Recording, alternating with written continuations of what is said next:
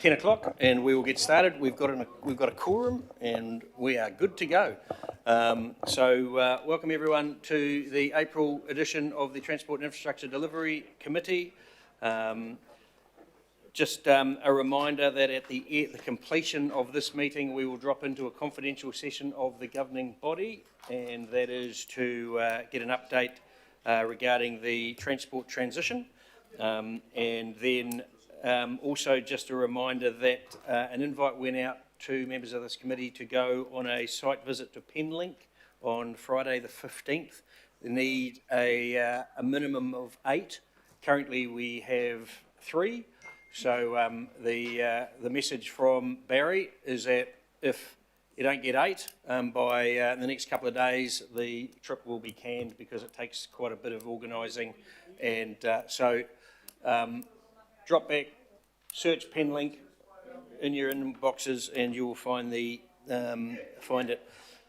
So first up, apologies. Sorry, Mr. Chair, just on the matter of the magic number of 8.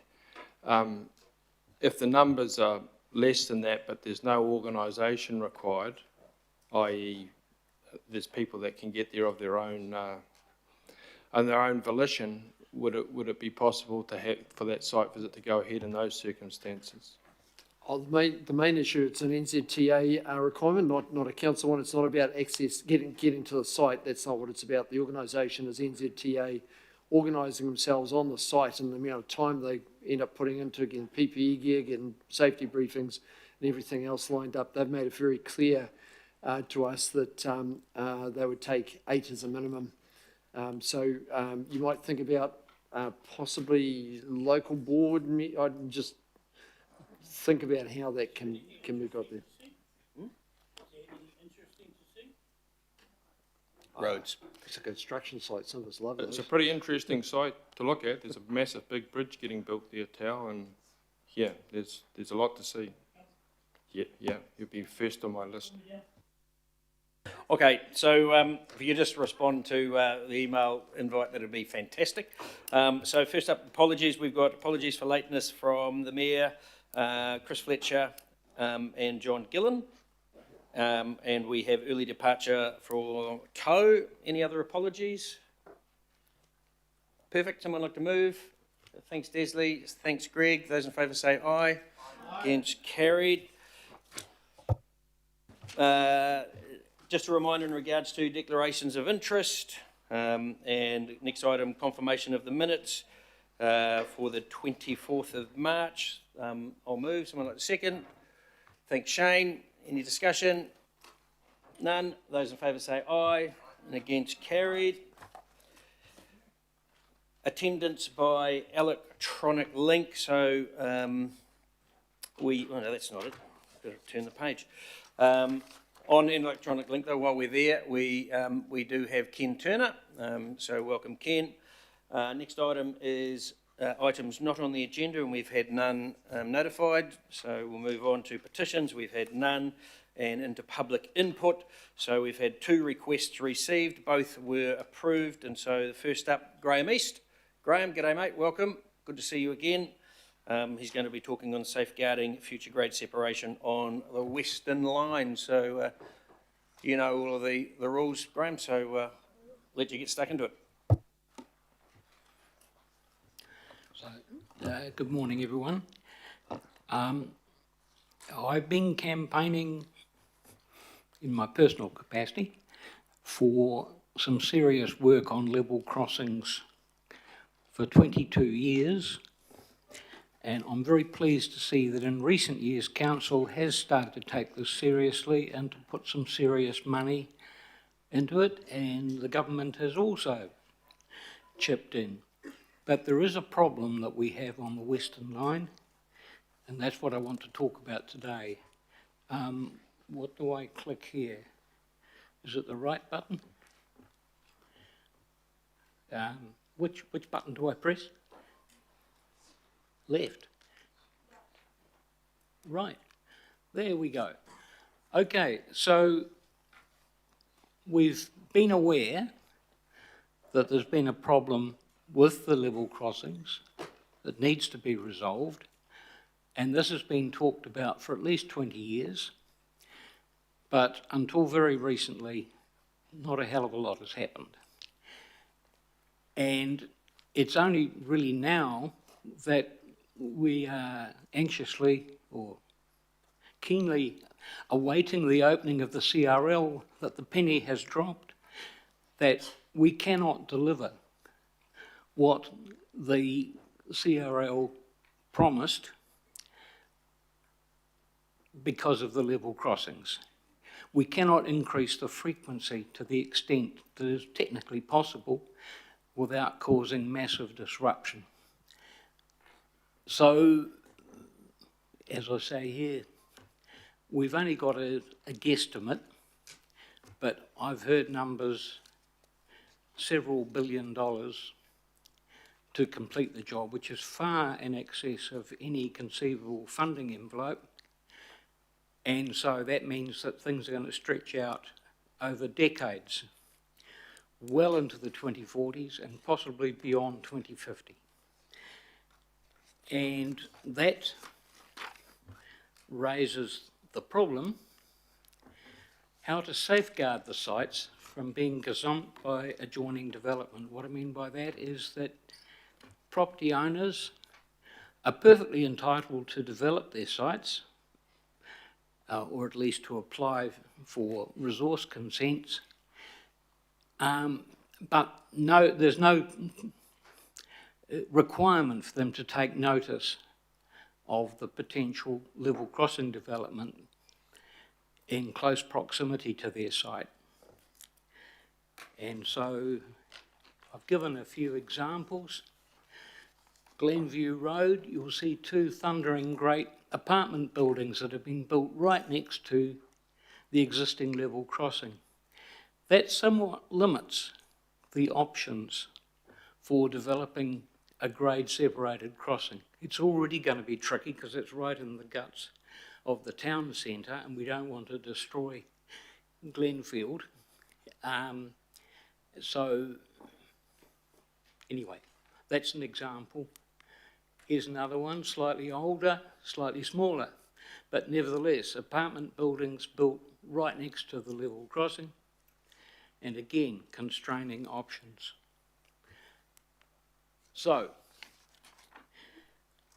what I'm here to suggest is that we need to proactively protect sites for future grade separations. And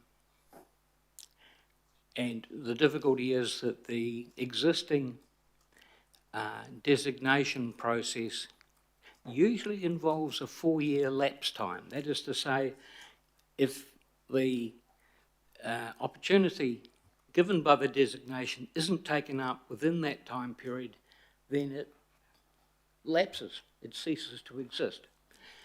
Now, in practice, lapse times are quite often stretched, and in the case of Takanini, they were given 15 years. I went to the hearings in 2024. I was astonished to hear that they had a lapse time of 15 years, ending in 2039. In fact, they are hoping to do it in half that time. They're hoping to get the job done by 2032, but they've covered themselves in case they run into technical difficulties, which I think they may. They're in peak country, and that imposes all sorts of technical difficulties. Anyway, moving on. So my recommended mitigation is to, I've already done that one.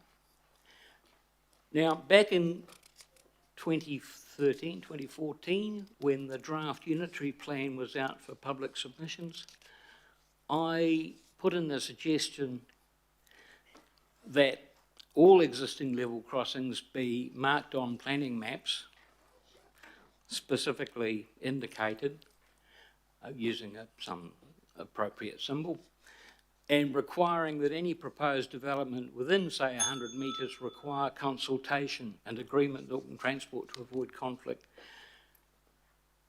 That was too hard, too difficult, beyond the wit of the planning commissioners, so they didn't take that idea up. But in Britain, they have an approach very similar to what I was proposing, where under their legislation, the Minister of Transport, or the Secretary they call them, for Transport may issue safeguarding directions to local planning authorities, and these require that they take note when they are dealing with planning proposals or applications within that close proximity. So, last slide. This would possibly or probably require a change to the legislation. I'm not too sure that it come under the RMA or its replacement or under the Land Transport Management Act. But this would probably take time, and time is not necessarily on our side in terms of that gazumping potential. So I think there needs to be some active lobbying on the part of council with government, or at least government agencies, to see what can be done. So anyway, that is my request, that you ask officers to pursue this matter and see if it or something like it is appropriate. Thank you. Thank you, Graham. And just to note that I think someone in AT has actually been having a look at the safeguarding. Our Lovell's been having a look, so I'll check back with him. Any questions for Graham? Julie? Kia ora, Graham, thank you. And I think I sent through the response from AT, acknowledging obviously your points here about the fact that it requires a law change and that would take some time. I did wonder if you had any views on the Auckland deal, including a commitment to address level crossings. And then I had also the Supporting Growth Alliance work, which looks out 30 years and is potentially looking at obviously using the designation tool as opposed to a tool that doesn't yet exist. But any comment that you had on those two, the Auckland deal, commitment to address level crossings, and the Supporting Growth Alliance work. Thanks. Well, I'm very pleased to see that there's something in writing referencing the, I'll call it urgency, of dealing with the level crossings. This is not a new issue, but for many years, Auckland City Council, as it then was, assumed that this was a Kiwi Rail responsibility, not ours. And interestingly enough, Kiwi Rail took a very similar approach. They claimed that the roads go over our crossings. It's actually the reverse. And therefore, it wasn't their problem. So I'm pleased to see we've now got a more adult conversation going on where everyone realises it is a problem and it's a shared responsibility of council and government. Cool. Any other questions for Graham? Okay, so someone like to move that we receive his presentation and thanks Julie, and seconded Alf. Those in favour say aye. Aye. And against, carried. Thank you, Graham, always good to see you, and keep going on this matter. I know you've been doing it a very long time, so keep going. Next up we have Tim Adrianson from All Aboard Aotearoa. So welcome, Tim, and same thing, 5 minutes and some questions. Kia ora, kia ora, kia ora. Good to be back in Tamaki Makaurau, Auckland. Wonderful seeing this committee and the city looking absolutely shiny this weekend. Really, the city's made amazing progress over the last couple of years, which is really great to see. Here we go. My story begins actually with grabbing a coffee, and I can tell you Auckland has the best coffee in the world. Yeah, hands down. So I met a friend for a coffee, a friend who also, for those who don't know me, I've worked for quite some time in the transport space in Aotearoa and in Tamaki Makaurau. And I met a friend who also did the same, but stepped away a few years back for their own mental health. And I said, well, I might need to go to the committee and actually present on the diesel ferry procurement. And my friend responded with, they're procuring diesel ferries. And this was the closest approximation to my friend's face that I could find. To a layperson, to somebody who's not following the discussion, the idea that we are purchasing diesel ferries in 2026 just doesn't make any sense. It's confounding, befuddling. To recap quite quickly, for those, in September last year, Auckland Transport did present to the then TRIC committee. The current ferry fleet is very old. That leads to some problems in terms of potentially reliability and safety, and that could mean there are service disruptions, and I'm as big a fan as anyone of maintaining public transport to be as reliable as possible.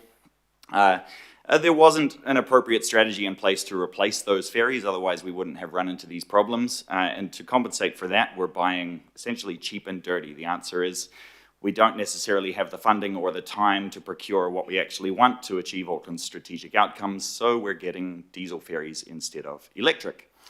There's a suggestion alongside that we might sell the diesel ferries in a few years' time, which is, I think, doubtful as a strategic outcome. And quite frankly, the idea that other people want to buy diesel ferries with what's been happening for the price of diesel recently is becoming less and less credible. Or certainly you might be able to sell the diesel ferries. The question is, at what price do you sell the diesel ferries, and what loss do we make as a city in terms of investing in those assets? So, since approximately a year ago, when the Auckland Transport Board approved the decision to purchase diesel ferries, diesel has roughly doubled in price. We don't know how long that's going to last. Not only that, we've got about 20 days of diesel in the country and on the water, and if we run out of diesel, I can guarantee those ferry services will be the first thing that we'll be looking at cutting, because they simply don't move many people for the amount of fuel that they consume. All that being said, the business case that was initially presented to justify the purchase of new ferries almost certainly does not stack up anymore. In September last year, Auckland Transport, well, the agenda item that they presented included a note that they were revisiting the ferry program business case.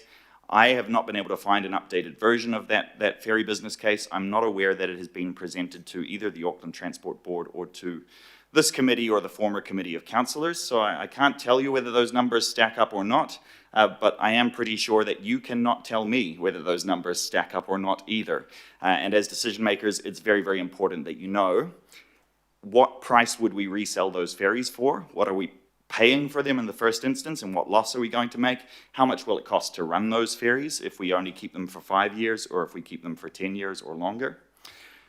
We don't know how long prices will remain high. We don't know how much money it will cost the city, but I can tell you that at the moment in 2026 diesel prices, it costs about $1 million a year per boat more to run a diesel ferry than it does to run an electric ferry, and that's quite a stark difference. This is a high-level cost estimate based on some of the numbers that are available, so you'd need to get the actual accurate numbers out of Auckland Transport. That's something you could request. But for the 3 diesel ferries we're proposing purchasing, it's $3 million a year more in operating costs that this council needs to come up with and needs to fund, and that we'll keep paying that until we finally replace those ferries with an electric version. So we're going to have to buy the electric ferries at some point, and we're going to keep paying a whole lot of money until we do. So that's really the short and long version of it. I don't think the business case will stack up very well anymore. I think you need to know for yourselves that it does, and that you've seen it, and that you have confidence in the decision that the Auckland Transport Board made a year ago when the situation was quite different. What I would suggest that you do is that somebody takes the initiative to write to Auckland Transport and say, well, just don't sign those contracts just yet until you've got back to us with that new business case. You might consider asking the Minister of Transport to jump in and say, hey, look, things have changed. We could really use just a little bit of money to get some electric ferries. If we're quite honest about it at this point in time, central government has a real interest in demonstrating that they can make some sensible decisions around purchasing boats and ferries, and it's in their own interest this year to make themselves look good for Aucklanders. Request an update on that ferry business case. Make sure that you're confident in the decisions that have been made. And I've been talking to private funders and the private sector manufacturing these boats, and they all say they would be quite happy to step up and fund those ferries, actually. The business case for electric ferries steps up really, really well for Auckland. So if funding is the main reason we're not purchasing them, then take the initiative and figure out how else we can fund them, because there is money to be made getting those electric ferries on the water, saving $1 billion a year in diesel costs. I was fortunate enough to get along to the New Zealand Infrastructure Commission's little symposium last week, and Jeff Cooper, very clever man, mentioned this quote. He wasn't talking about the ferries of Auckland specifically, but I wrote the quote down because it applied perfectly. He said, "The moment that prices change, capital intentions must also change." The price of diesel has doubled. The business case for ferries does not stack up. I can tell you that offhand without seeing all the numbers. The intention to purchase 3 diesel boats should be revisited, should be reviewed. Kia ora, thank you. Thanks, Tim. Questions? John? Yeah, thanks for your presentation, a very interesting one, and certainly I note what you're saying about diesel. Just sort of acting the devil's advocate for a minute, the cost of construction of the electric ferries was significantly more than originally anticipated. Are you drawing any distinction between new diesel ferries, which we were certainly led to believe were far more efficient and not comparable to the older fleet in any shape or form? What you're saying is that if that fuel momentum maintains, then it's not going to be a close race at all. And if so, do you have any comment on the only electric ferry in the Southern Hemisphere that's been operating, the Ikariri in Wellington, which I believe has been an outstanding success in terms of operating costs? Thank you for the question. First of all, I'd say being led to believe that the ferries are much cleaner might be a little bit misleading. The amount of energy required to push a boat through the water is fairly similar. You get cleaner burning engines, and newer engines are more efficient, but you're talking about marginal efficiency, not a significant increase in fuel consumption efficiency. Again, I would ask Auckland Transport to present those actual figures if that's what they're suggesting to you. I'm not super familiar with the Akureyri ferry's success. I know that it is successful, and I did look for comparable fleets in Australasia to see how they're operating, to see what's happening with electric ferries. And it is Auckland Transport presented and mentioned that we are leaders in this space at the moment, and I would back that. I'd say that is true. We are looking at introducing boats specifically for very high duty cycles in Auckland that is not comparable to anything else running in Australasia right now. So there is an opportunity there to learn before we purchase more ferries. But it does appear as though electric ferries are simply much cheaper to run for fairly obvious reasons, including the Akureyri ferry has very competitive operating costs at present. Sarah? Thank you, Chair. Thank you for your presentation. I have 2 quick questions. One is, you said electric ferries pay for themselves within 10 years. What's the sort of average lifespan of an electric ferry?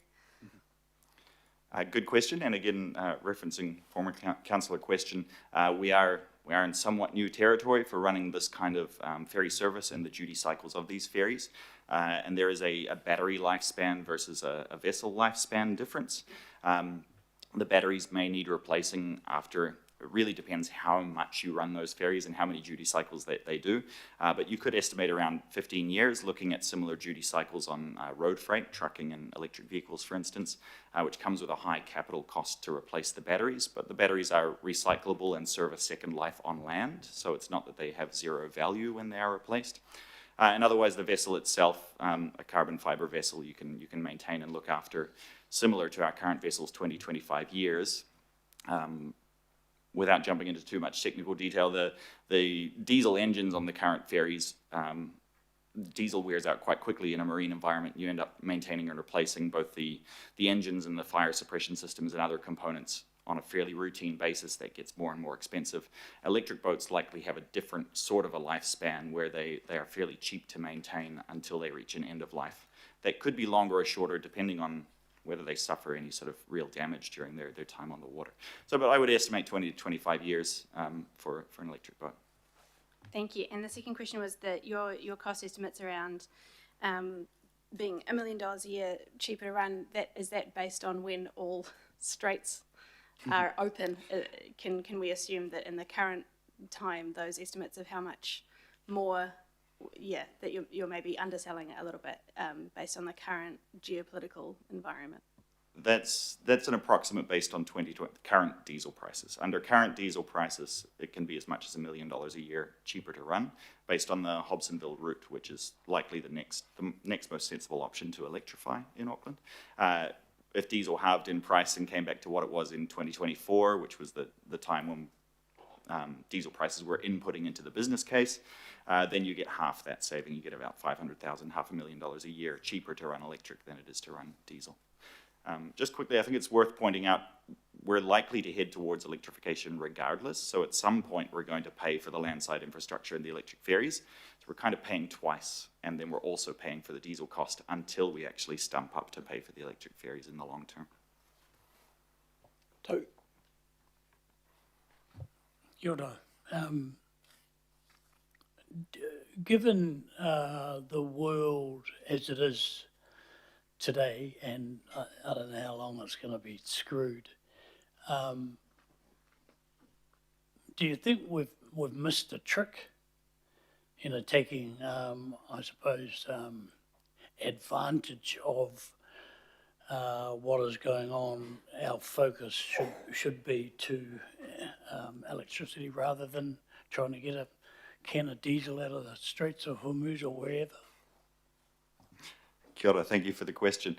I guess the first thing I'd say is we didn't miss a trick when we chose to electrify our railway lines, right? That is really paying off right now. We didn't miss a trick when we chose to invest in electric buses, and the electric bus fleet is actually, that's saving us a lot of money in public transport operations right now. So if we were to procure diesel ferries today, I think, yes, we would be missing a trick, the sensible option. The world is moving towards electric. We know that's the pathway to head down. We know that's the future. It's comparable to investing in a fleet of fax machines or rotary telephones at this point in time. Yeah, I think we would be missing a trick if we were to purchase diesel ferries in 2026. Thank you. Alf? Atamari he mana. Atamari e koutou katoa. Tim, I haven't got a question for you, so my humble apologies, but to you, Chair. I just wanted to sort of see whether you were seeking a report back in regards to the decision that was made in November of last year around the diesel. I think it's important that we end up getting it in light of the crisis that has been identified by Tim, and nobody knows when the heck that is going to finish. And we've all seen the rise in petrol costs, but importantly, as Tim has outlined, with diesel. So I just wanted to sort of seek your guidance in just getting a report back to this committee in regards to where we're at with that procurement that we confirmed in November. Kia ora. Yeah, and I mean, so we endorsed, and I think in September last year, the approach. And so we can probably get something back.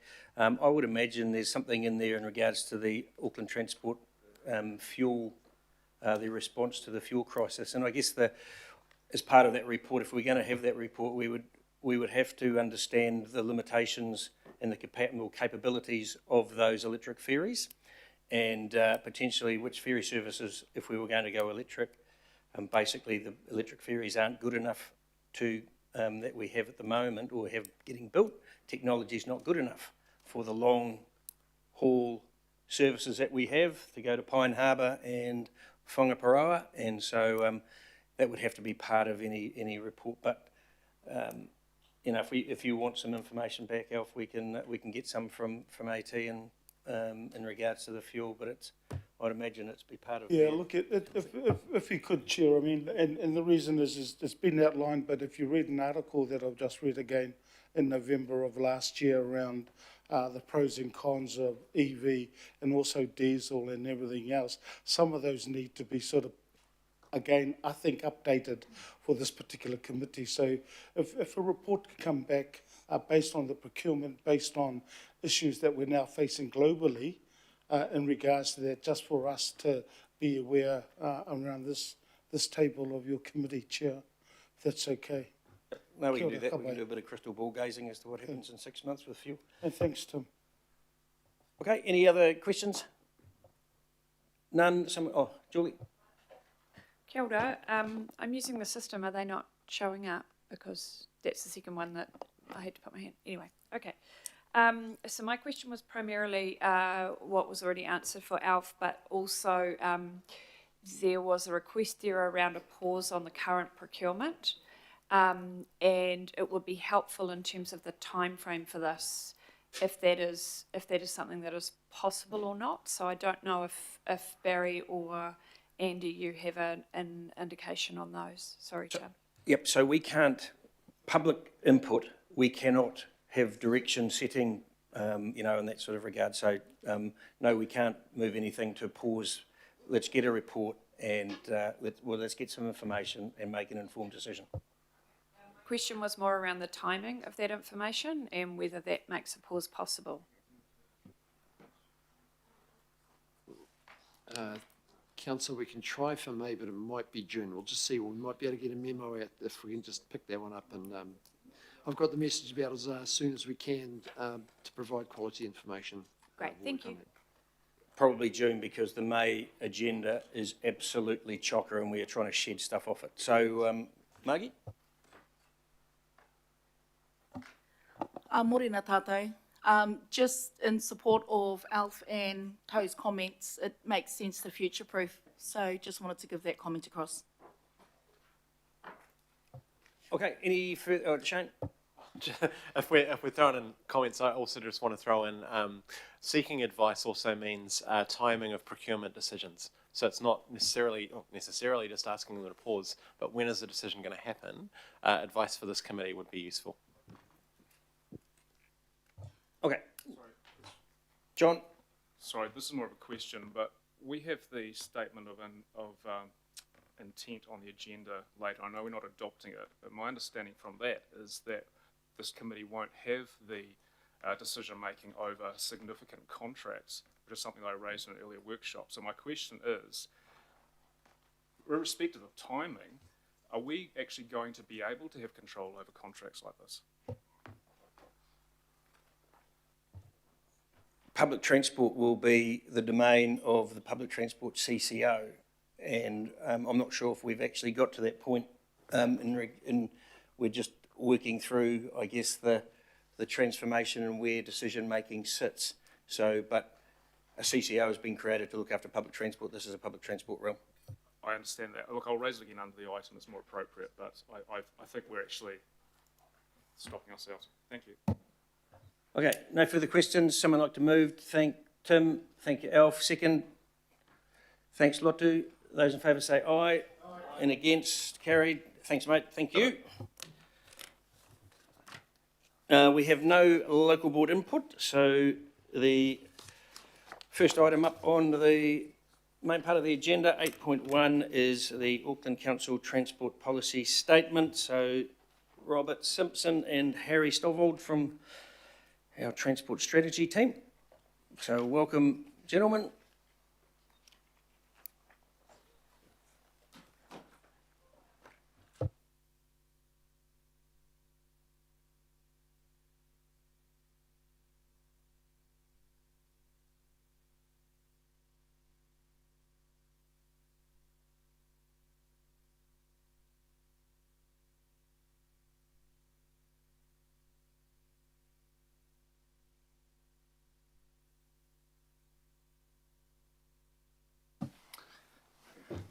Well, kia ora koutou. Good morning, everyone.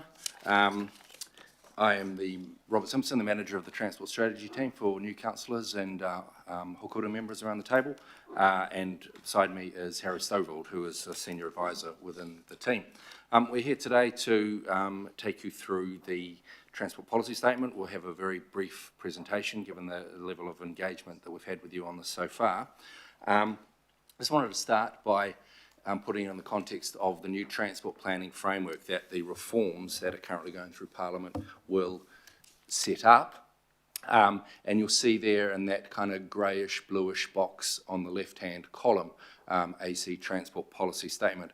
You'll see it's on the same level as the GPS on land transport. That's the government policy statement on land transport. So in effect, it performs a role somewhat akin to the government's policy statement on transport, in that it sets out what council considers to be important in the transport system. And it will, the whole idea with this is that it will set us up well for collaborating with government on processes like the 30-year plan, still to come later this year.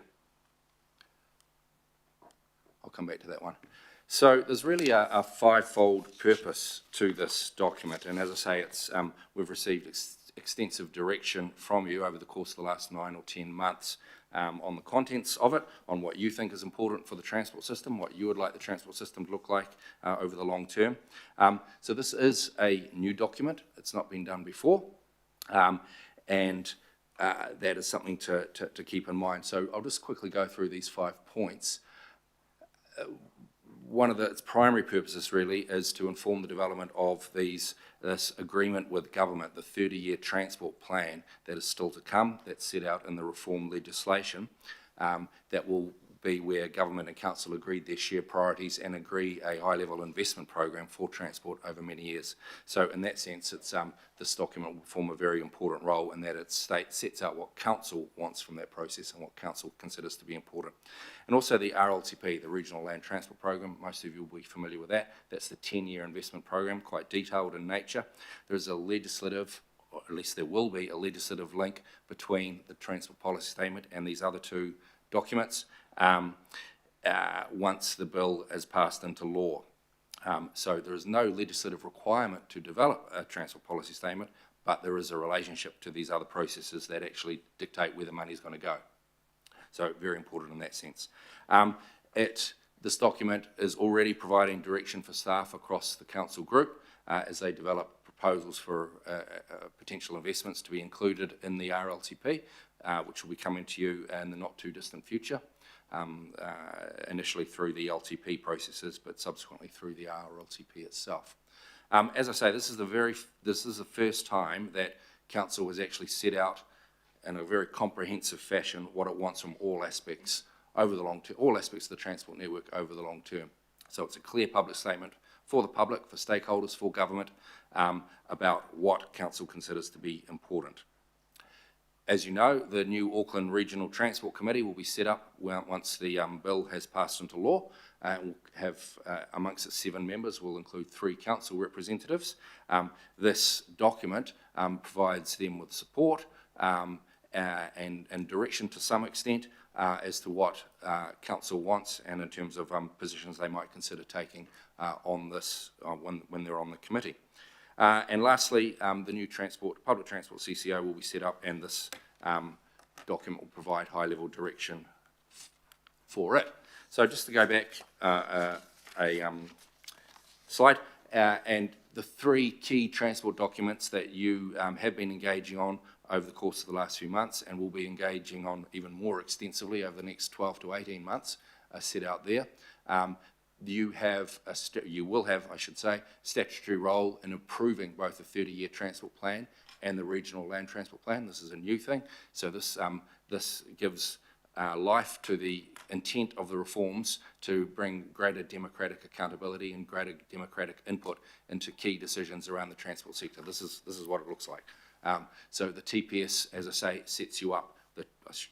TPS, Transport Policy Statement, sets you up for these processes still to come. The dates for the 30-year transport plan are not yet confirmed. The bill needs to pass into law first, but in order for it to perform its role, we really need to land this plan by early-ish next year in order to inform the RLTP, which is the 10-year investment program. As I say, we've engaged extensively with you over the last 9 or 10 months. There's been 3 workshops, 2 with the TRIC, 1 with this committee. There was an online survey of members of the TRIC committee. There was a drop-in session. We went to local boards as well. So in March, all local boards considered the draft directions from this document and provided feedback. That feedback's been taken into account in the final version. So, as I say, quite an extensive engagement period over the course of this time, and your direction that you provided throughout has really shaped this document. So just to finish, we'll pass it over to Harry, who we won't go through all the different elements of the document, but at least set out the three core elements around which the document's been organised. Thanks, Rob. Kia ora koutou, good morning, everyone. It's great to be here to update you on this process, which has been quite an extensive process to develop what in staff view is quite an important document and a new opportunity for Auckland Council to express its views on transport investment over the next 10 and 30 years. So through the process that Rob's just outlined, as well as to respond to the quite unique requirements of the document, including the need to input into both the Regional Land Transport Plan, the 10-year investment programme for transport in Auckland, which is an existing process but will have a new governance structure, as well as the brand new 30-year transport plan. We've developed the draft transport policy statement to specifically respond to those needs, as well as the four other purposes which Rob has outlined. So we paid particularly close attention to the direction we've received from both this committee and its predecessor over the last 10 months of development, and perhaps kind of more clearly than anything else was the direction to make sure the document is clear, concise, and consistent. And I think we've done about as good of a job as you can at trying to keep it free of jargon for a document dealing with quite a few technical aspects of transport investment, while also making sure that it can feed into the 30-year transport plan and regional land transport plan. So these are the three key elements which the document is structured around: the investment principles, the strategic investment priorities, and investment objectives. And I know when we kind of look at them like this without the actual specific kind of points underneath them, it can sound a bit abstract and high level. Won't run through them in too much detail, but just to kind of outline the purpose that the different elements serve. So first up is the principles, which is the how transport investment decisions should be made in AC's view. And these are the factors which should be central to transport investment decision-making across all levels, from specific projects as well as right up to the actual process of pulling together the regional land transport plan and 30-year transport plan. Recognizing that how transport investment decisions are made is often just as important as the substantive nature of those decisions themselves. And so the 7 investment principles we've got sitting under there in the proposed document is value for money and affordability, deliverability, transport and land use, Te Ao Māori, listening to Aucklanders, evidence-based decisions, and transparency and accountability. Those are just the titles. The actual more meaningful element is the kind of description of each one, which you'll see in attachment 1, or attachment A, sorry, in the agenda report. Then there's the strategic investment priorities. This is kind of the why Auckland Council believes we should be making major investments in the transport system.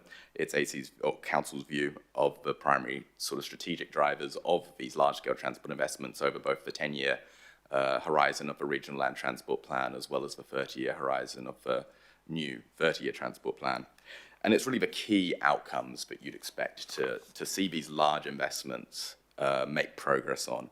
And what we have sitting under there, based on the direction we've received, is Keep Auckland Moving, which is about productivity of moving goods and freight, transport options, making sure there are transport options available that are affordable and meet Aucklanders' needs, Fit for Purpose, which is about optimization and resilience to risks, emissions, safety, maintenance, and affordable growth.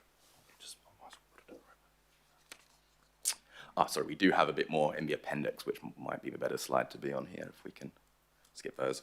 And then the final element of the document is the investment objectives, which articulate in a bit more detail the more tangible outcomes that Auckland Council wants to see transport investment make progress on. The strategic investment priorities were necessarily quite high level, given they do need to feed into a range of different processes. That's why we've tried to keep them relatively location agnostic, so that they can be applicable to considering a proposed transport investment in central Auckland or kind of the outlying rural parts of a region or anywhere in between. Whereas the investment objectives provide a bit more detail on what Auckland Council's kind of primary desired outcomes are sitting under the different key areas of transport investment. So I won't rule all these out because there's 9 of them, but across these kind of big areas which collectively represent the majority of transport investment, a bit more of a clearer signal feeding into these processes of what specific priorities Auckland Council would like to see progressed. So, yeah, as we said, staff's view is that the proposed policy statement as drafted does reflect the feedback and the depth and breadth of input we've received over the last sort of 10 months.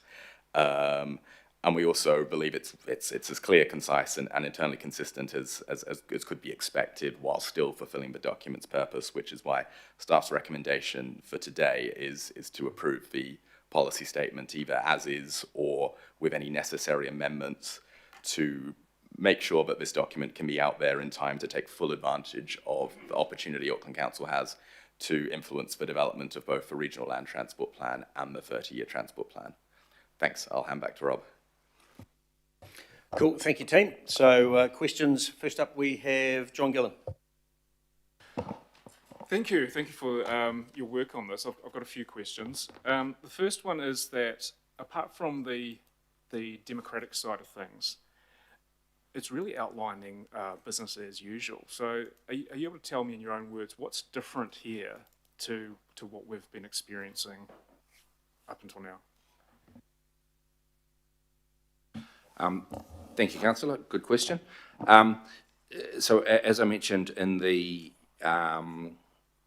presentation, what this has done, which we've never had before, is a clear and comprehensive statement of what Council thinks is important across all aspects of the land transport system. We've never had that. We've had kind of niche-based strategies before, and we've had the higher level Auckland plan, but nothing quite like this. But I suppose what we've to answer your question in terms of what changes, what's different in terms of level of ambition in each area, well, those levers are in your hands in terms of where you're willing to allocate investment, what kind of regulatory levers you're willing to pull and so on. So this document sets out priorities and 7 strategic priorities and 9 investment objectives that are much more specific that sit underneath them. The relative importance that you give to each of them and where you that's reflected in your funding decisions, and as I say, reflected in any regulatory changes that you may make, that's going to lie in your hands throughout the LTP, RLTP and 30-year plan processes. What this does is at a slightly higher level than that, and so we haven't attempted to say priority A is more important than priority B. That's your decision through these more detailed processes to come over the next year or so. Okay, thank you. So I take from what you said there that then this will not become a straitjacket for us, because that's there's advantages to having policies in place that helps with guidance and day-to-day decision making, but it can also become a straitjacket because staff will only advise within the boundaries of existing policies that have been adopted in that. So because this is a brand new world in a way with transport coming in-house, if we have something that's a bit outside the box that we want to try and we want to implement, can I have some guarantees that this will not be a straitjacket and prevent us from actually being able to do some things that we've been wanting to see? Yeah, I mean, it's always at your collective discretion if you wanted to do something that's not in here, if you wanted to change this, if you wanted to request advice for something that's not in here, that's the ball's in your court in that regard. So no, not a straitjacket. Having said that, it is, we have been through an extensive process, so we hope it has some longevity, and we hope that it provides direction for the staff around the council group, most of whom are currently in AT, of course, as they develop proposals to bring to you for your consideration as part of LTP and RLTP. Thank you. My last question is that the government's made it very clear that they want local boards to have specific powers and delegations. However, to some extent, it's up to the governing body as to what is given to them. But there's no real mention of local boards in here, and the section involving democracy and decision making is very sort of high level. It's just involve the elected members in decision making. It's not the elected members will have decision powers and the local boards will have decision making over local aspects and things like that. Can you just explain why we've gone a bit higher level in that? Yes. So we, throughout this process, there has been, yes, we know that local boards will have an enhanced role in transport. The bill sets out some details. We haven't seen the bill hasn't yet passed into law, so there's still some uncertainty around that. So we deliberately steered clear of questions about governing body does this, local boards do that. We've just kept it a higher level, as you say, about elected members, and there's also, of course, uncertainty around how local boards were funding. We haven't, this process doesn't engage with those questions. They've been dealt with elsewhere. So when we refer to elected members, we're referring to you collectively as well as local board members. We make no judgments or distinction in terms of who does what in any particular area. Thank you, and apologies, I actually did have one more question. On page 10, there's a green box that covers large projects, and in that, it reads as though the council does not support these projects. In particular, it singles out the additional Waitemata Harbour Crossing as not being supported and points to a resolution from December 2023. So, what's the intention of including this in here? Is this something that the government's aware of, or is this something that we needed to be clearer with in the deal with government, that we don't support these projects? So the main purpose of the box that you're referring to on page 10 is around, there is a 30-year plan process to come where council and government will be working together to agree their transport priorities for Auckland, and then work out how that will be reflected in terms of investments in projects, both big and small. And what we're saying here is that is the appropriate place for government and council to collectively decide what are the most important projects for Auckland. Okay, thank you. Thanks, John. Tau. Thank you, Chair. During the engagement round, Mana Whenua raised a number of concerns. How are those concerns reflected in the document? So yes, we engaged with 19 iwi groups across the course of this process. It wasn't always specifically about the TPS. It was about high level, what is important to you in terms of the transport system. And I think so if you look at the report that we've put together there, paragraph 55 in particular, it talks about some of the key themes that came out of this engagement around addressing transport inequities, reducing emissions, minimising environmental harm for the transport system. These are reflected in the 7 strategic priorities that we've got there. Affordable transport options as well, as it's one of the priorities in there too. So I think those high level themes are reflected in there. There were some specific things around access to marae and papakāinga, unsealed roads and so on. This isn't really the document for that, but all those concerns have been collated and passed on to the people doing the work on the more detailed stuff in the RLTP and so on. So, given that what we have in front of us is better than its predecessor,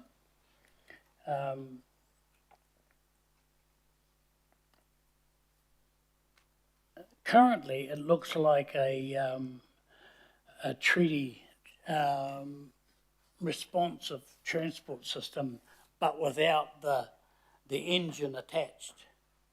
How do you explain that? Or is it an exercise in look what we've found, look what we've heard, but we're not going to do anything about it because we don't know how? I wouldn't say that, and I hadn't thought of the kind of the car without the engine analogy. But thinking about that, I guess the engine is the process is still to come that you'll be involved in terms of where is the money going to go? How what relative priority are we going to give to these things throughout the LTP and RLTP processes? This document sets out what's important to council, and it sets out kind of draws a line in the sand, not the right way of putting it, but it tells government, this is what council considers as important, and this sets us up for negotiations with you. So it's at that kind of level. Probably maybe the types of things that you might be getting at are at the next level, when decisions are made around regulatory interventions, around funding and so on. Thanks, Tau. Joe. Thank you, Chair. My question is around how can we make the safety investment objective more about prevention? Because it's based on evidence, evidence-based, which means something has happened, but then prevention measures that we have taken are obviously effective because nothing has happened. So then how do we measure that or bring that into this objective? And I'm also concerned because that objective aligns safety with the GPS, where the GPS just says safety can be achieved by increasing enforcement, which looks like what we've got here. Thank you. I think that's a very good question. Safety is addressed in a number of places throughout the document. At the highest level, it's kind of one of the 7 strategic investment priorities. And there's an objective on it. And then on page 29 is some more detailed guidance on how we might expect that to be achieved. There is a focus on kind of evidence-based interventions, but I wouldn't say that's necessarily the same as purely reactive interventions. I think there's definitely a focus on proactive interventions. I definitely don't think it's the intent of this document to suggest that an accident needs to happen before a part of a transport system is made safer. I think that would definitely not be what is our intention. If we sort of look under the safety objective and we look at the kind of first point that sits under there, I think one of the key things that we're sort of highlighting through this is the need for a whole of system strategy, targeting a reduction in deaths and serious injuries, making sure that's collaborative between agencies, and also includes specific targets to kind of monitor the impact of those investments. Enforcement is definitely a key part of that, but the kind of objective is also clear that enforcement is a complement for infrastructural investment, and that kind of whole of system strategy that is being called for here will require proactive and evidence-based decisions to be made across a range of different aspects of transport investment to create a safer system, and infrastructure and proactive investment in infrastructure to make our roads and streets safer is definitely a key part of that. Okay, that's a good answer, thank you. And my other question is, in your graph, it's got this policy in the same line as the GPS. So what weighting will this policy have on the GPS? Because experience shows that GPS is solely political, and we're pretty much rushing around to figure out what we're going to spend the crumbs on that the government gives us. So the GPS is, this is council's equivalent to the GPS, albeit it doesn't have quite the statutory standing that the GPS has. So we wouldn't necessarily expect this to have a direct influence on the GPS, although it may well do. It's out there now, at least it will be hopefully after today, and the government may well take that into account as they draft the GPS. And of course, it also informs our submission. So in due course, probably in a month or 2 from now, they will put out a draft GPS and we will make a submission on it. And we've got, to a certain extent at least, this gives us our writing orders for that submission. Both the GPS and the our transport policy statement come together, as I say, in this 30-year plan. So that's when there'll be back and forth between council and government on what is important in the transport system, what do we want out of it, and therefore what kind of investments are we going to fund. So there'll be plenty of opportunities to come, far more than has been the case in the past, for that toing and froing and that negotiation, collaboration with government to get an agreed set of outcomes. Thanks, Joe. Daniel. Good morning. A couple of questions from me. How does this draft document talk to the Auckland deal? So the Auckland deal did highlight a couple of high-level projects, large projects, and I suppose the Auckland deal, we didn't have access to until very late in the piece. We went through and made some amendments in line with it, but nothing fundamental. And I suppose there's also a clause in the Auckland deal which says that the 30-year plan potentially could reach a different place than where the 30-year deal, where the Auckland deal got to.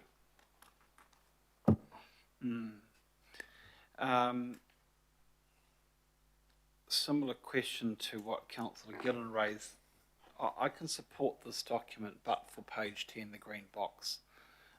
Why don't you take the green box out? I'd like to vote for this, but if the green box is in there, I have a problem.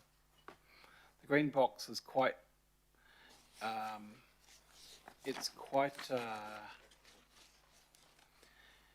Well, it's a little bit inflammatory, I think, and so I don't think it serves any other purpose. Chair, is there an opportunity for that to be edited out of there? If it was, I could vote for it. Why do you need it? Page 10. So what was your point there, Daniel? There's a bit of noise up here.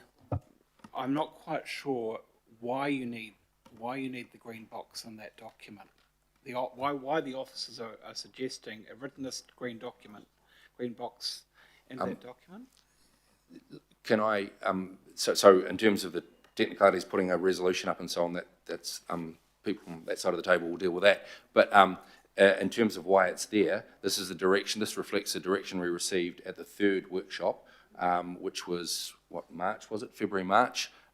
We put up 3 options around how to deal with large projects, and we landed kind of from option 1, which was basically, I don't remember the specifics, but essentially they got from weaker in option 1 to very strong at option 3, and the consensus of the group around the table, consensus is the wrong word, but the direction we received from around the table at their workshop was somewhere between option 2 and 3, which is reflected in the green box on page 10. Okay, and if a government policy statement takes you in a different approach to this, we'll just accept the difference, and since the government funds it, we'll just gnash our teeth? Well, I mean, that's something for the 30-year plan people to work through. Yeah. Okay, Desley. Sorry, I was just checking out the green box. My question also follows on from Councillor Gillen a little bit. I just want to make sure that we've got enough flexibility in here around things like technology change. I mean, this is a long-term document. Can you give me confidence that there is that flexibility in there? Because, I mean, it's changing by the second.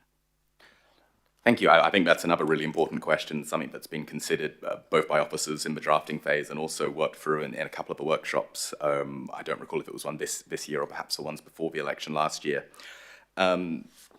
Technological change and the impact that will have on the transport investment decisions that Auckland needs to make is definitely reflected in the document. Probably most directly in fit for purpose as one of the 7 strategic investment priorities, talking about optimization for current and future demands, as well as resilient to both risks and trends. We didn't have a kind of real standalone priority on technology, kind of for the sole purpose that it would itself become out of date quite quickly because of the technology that we're thinking about today. Of course, I'm sure a lot of that will continue to evolve over the next 3 decades, but there is a very high likelihood there will be technology that needs to be integrated into Auckland's transport system over the coming decades that we're just not even really aware of right now. So I think the document, it does mention, mention is probably not the strong enough word, it really does emphasize the need for the technology, but we are aware of dynamic lanes, sort of bus booster style interventions, making sure the system is able to support the adoption of lower emission technologies across a range of vehicle types. That is really emphasized, but so too is the need for a kind of higher level embedding of making sure that decisions are always considering the technology, both of the present and what is likely to emerge, because we don't want to be making billion-dollar investments that are quickly ruled out of date due to incompatibility. I think that's definitely something that the document does stress. Thank you, because that was exactly my point. You don't want to put an investment in something that tomorrow could be fixed and, a cheaper option. Thank you. Thank you. Sarah? Thank you. A couple of questions based on the local board feedback. A few of the local boards raised or passed resolutions supporting the inclusion of some stronger wording around alignment with Te Taurukea Tawhiri. Has that been considered? And then same question, but this time for Avondale, Southdown, a few resolutions, I think 3 slightly different local boards passed resolutions supporting the inclusion of some wording around that. Have either of those 2 things been considered? So on the question of Avondale to Southdown, I mean, that fits in the same basket really as the other large projects. I mean, it's not listed on page 10, but again, it's something that won't be funded by council, but it is something that will need to be dealt with and prioritised against everything else through the 30-year plan process. So, I'm sorry, that seems to be my answer to many questions, but it's just the nature of it. Harry will talk specifically around Te Taurukea Tawhiri. Yeah, thank you. And again, emissions is something that has come up and been worked through throughout the development process, including through the local board feedback, including through the mana whenua engagement, and through the workshops, both with this committee and its predecessor before the election. So the document on page 20 does, underneath the emissions strategic investment priority, does mention Te Tarakia Tāwhiri and how reducing transport emissions is a key priority for Auckland, noting that Te Tarakia Tāwhiri particularly stresses the need for emissions reduction from the transport sector to contribute to the broader strategy there. And you'll see also sitting underneath that, when the document talks about the types of transport investments that will contribute or need to contribute to transport emissions reduction, you'll see the full breadth of investments and broader decisions which are included in Te Tarakia Tāwhiri. So that includes investment in public transport, walking and cycling, investment to ensure that the electrification of the sort of different parts of the regional vehicle fleet can be undertaken effectively, as well as broader alignment between transport investment decisions and land use decisions to really contribute to the ability to reduce transport emissions. That's a really strong one, and that's actually embedded quite strongly throughout the document. I mean, emissions is a key benefit of that, but there are also a lot of others as well. So there are definitely quite a few places throughout the document where I think the direction from Te Tarakia Tāwhiri is included, and some of that has been strengthened directly as a result of that local board feedback, particularly around the integration of transport and land use decision making and the role that needs to play in long-term emissions reduction. Thanks, Sarah. Maggie.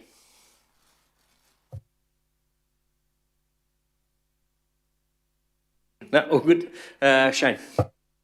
Yeah, thanks. I'm not sure if this is looking ahead too far into the future, but just looking at this document, because it will be a guidance document for the RTC in the 30-year plan, are we going to go next level and get advice on some of these large CapEx projects that are in page 10, sort of project by project cost, potential alternative approaches to solve the problems they're trying to solve, those kinds of things? Yes, that will have to come through the 30-year plan process. You can't prioritise things unless you have sufficient information around them.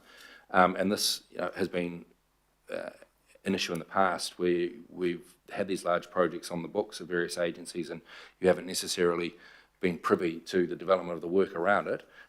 We're trying to make it clear through this process, this document that doesn't meet Auckland Council's expectations anymore. It's fantastic. Thanks for that approach. Just one last cue from me.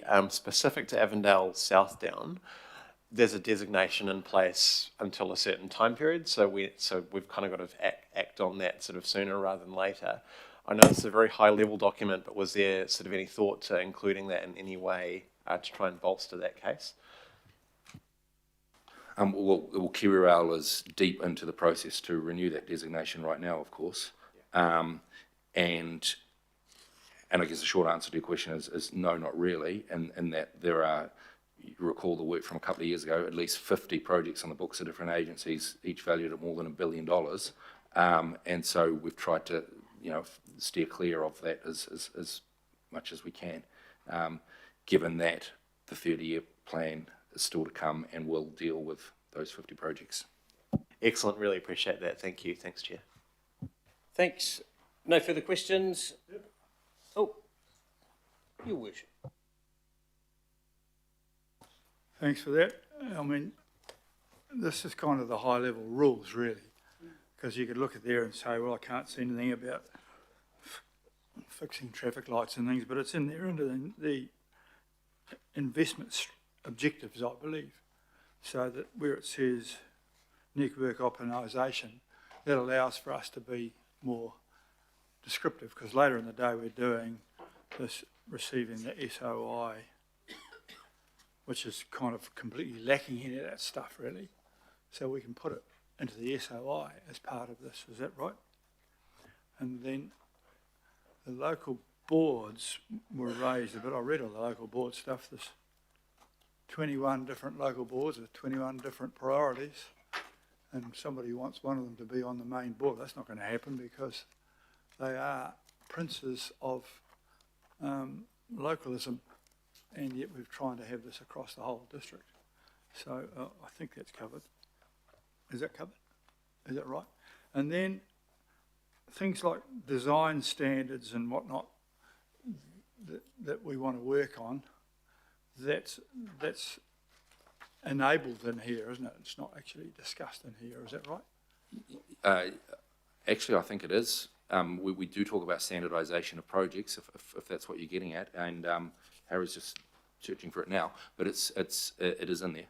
Okay, double checking on those. Page 11 does have some specific points about the need for standardisation in design and delivery where appropriate. Okay, so we can do all those things, that's good, because this is the rules under which we're going to do the work rather than the work. Is that right? I just spent the first couple of hours this morning with all the leading big apartment developers in Auckland, and amongst the various grumpinesses they had was dealing with AT, who are very micromanaging. And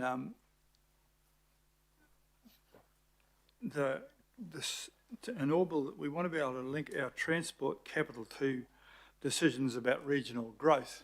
I think that's in the ability to do that's in here as well, but I just want to make sure that that's right. Is that right? Okay.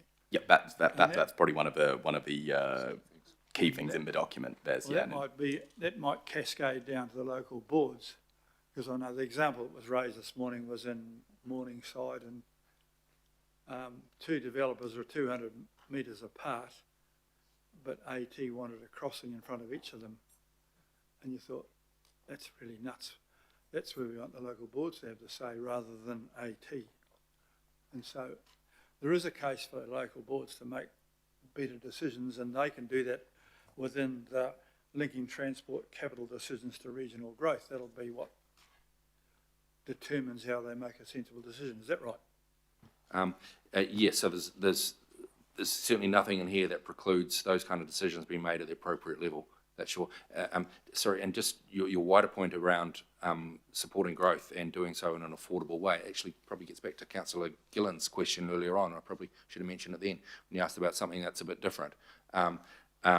There is a bit of a different policy direction in here, in that we've been much more direct, and this is in response to your feedback as well, around not just supporting growth, but doing so in an affordable way, in a way where supporting it in locations where it can be done, growth can be supported most efficiently and effectively in terms of the other outcomes, and also in terms of financial efficiency as well. So we do make quite a point about that in the affordable growth strategic priority in here. Well, affordability was at the heart of everyone was moaning this morning, because we make them do things which make what they're doing unaffordable. And then we say, why haven't we got more low-cost apartments? Well, we just made it unaffordable by asking for too much. So that we need to get that thinking into affordability. Okay, thank you for that. I think it's pretty good, and the page 10 thing there was just, it wasn't ruling things out. It was just saying, just because it's been announced with no money, the government's got a deal now. You have to talk to us as well. You can't just plonk things down and say you get re-elected in Papakura. Okay, thank you. Okay, no further questions. Thank you, gentlemen. I'll move A, B, C and D. Shane will second. Any discussion? We had some. Perfect. All right, we'll move it then. All those in favour say aye. Aye. And against? Oh.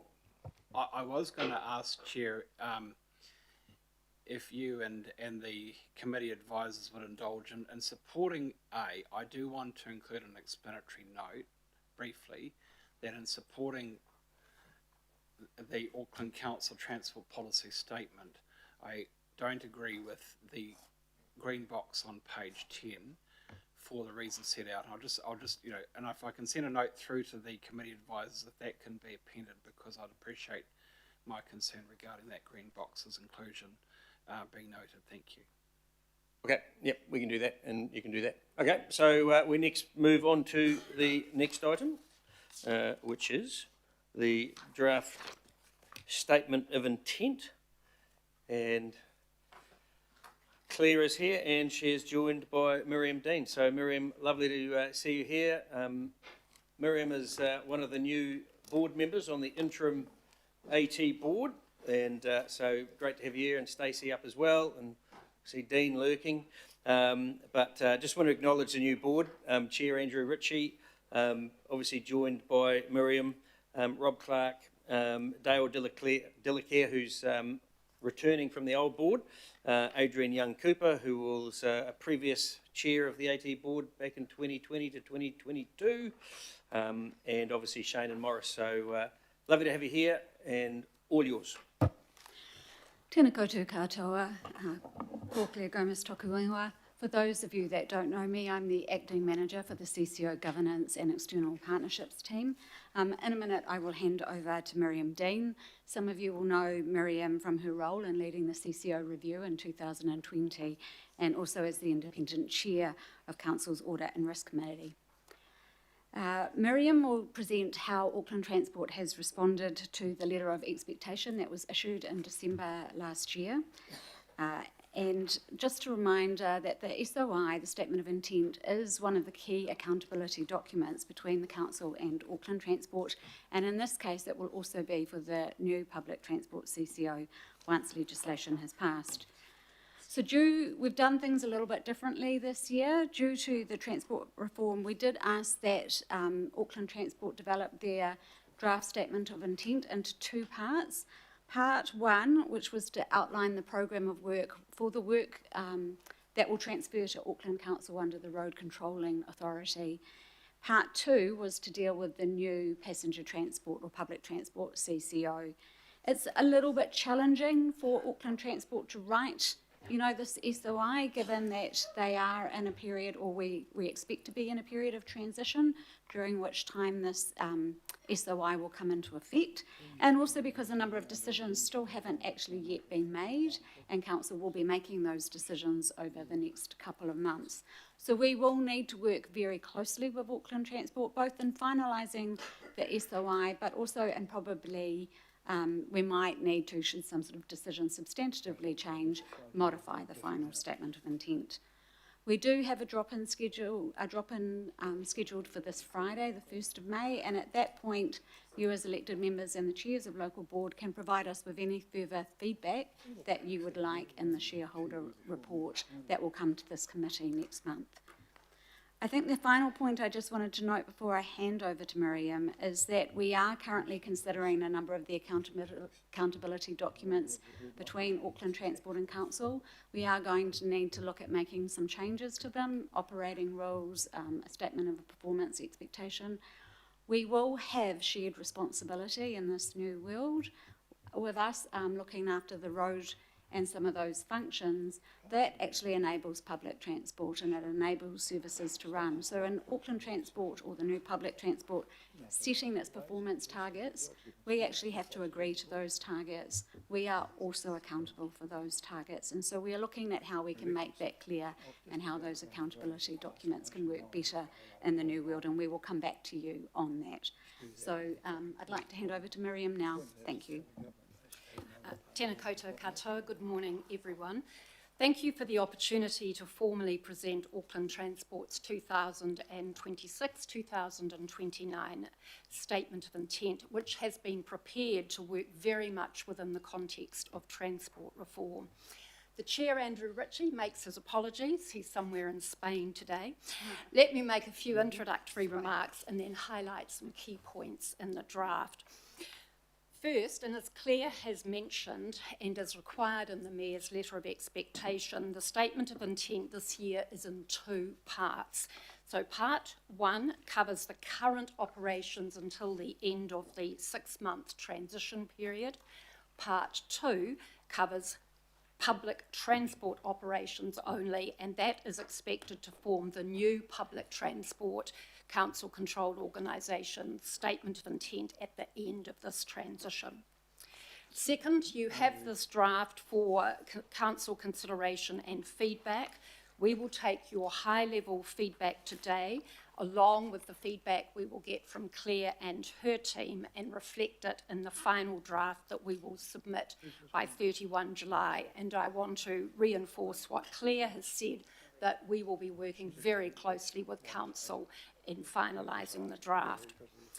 My third last introductory point is that, as you may appreciate, the interim board had only time for some limited, although meaningful, input into this draft.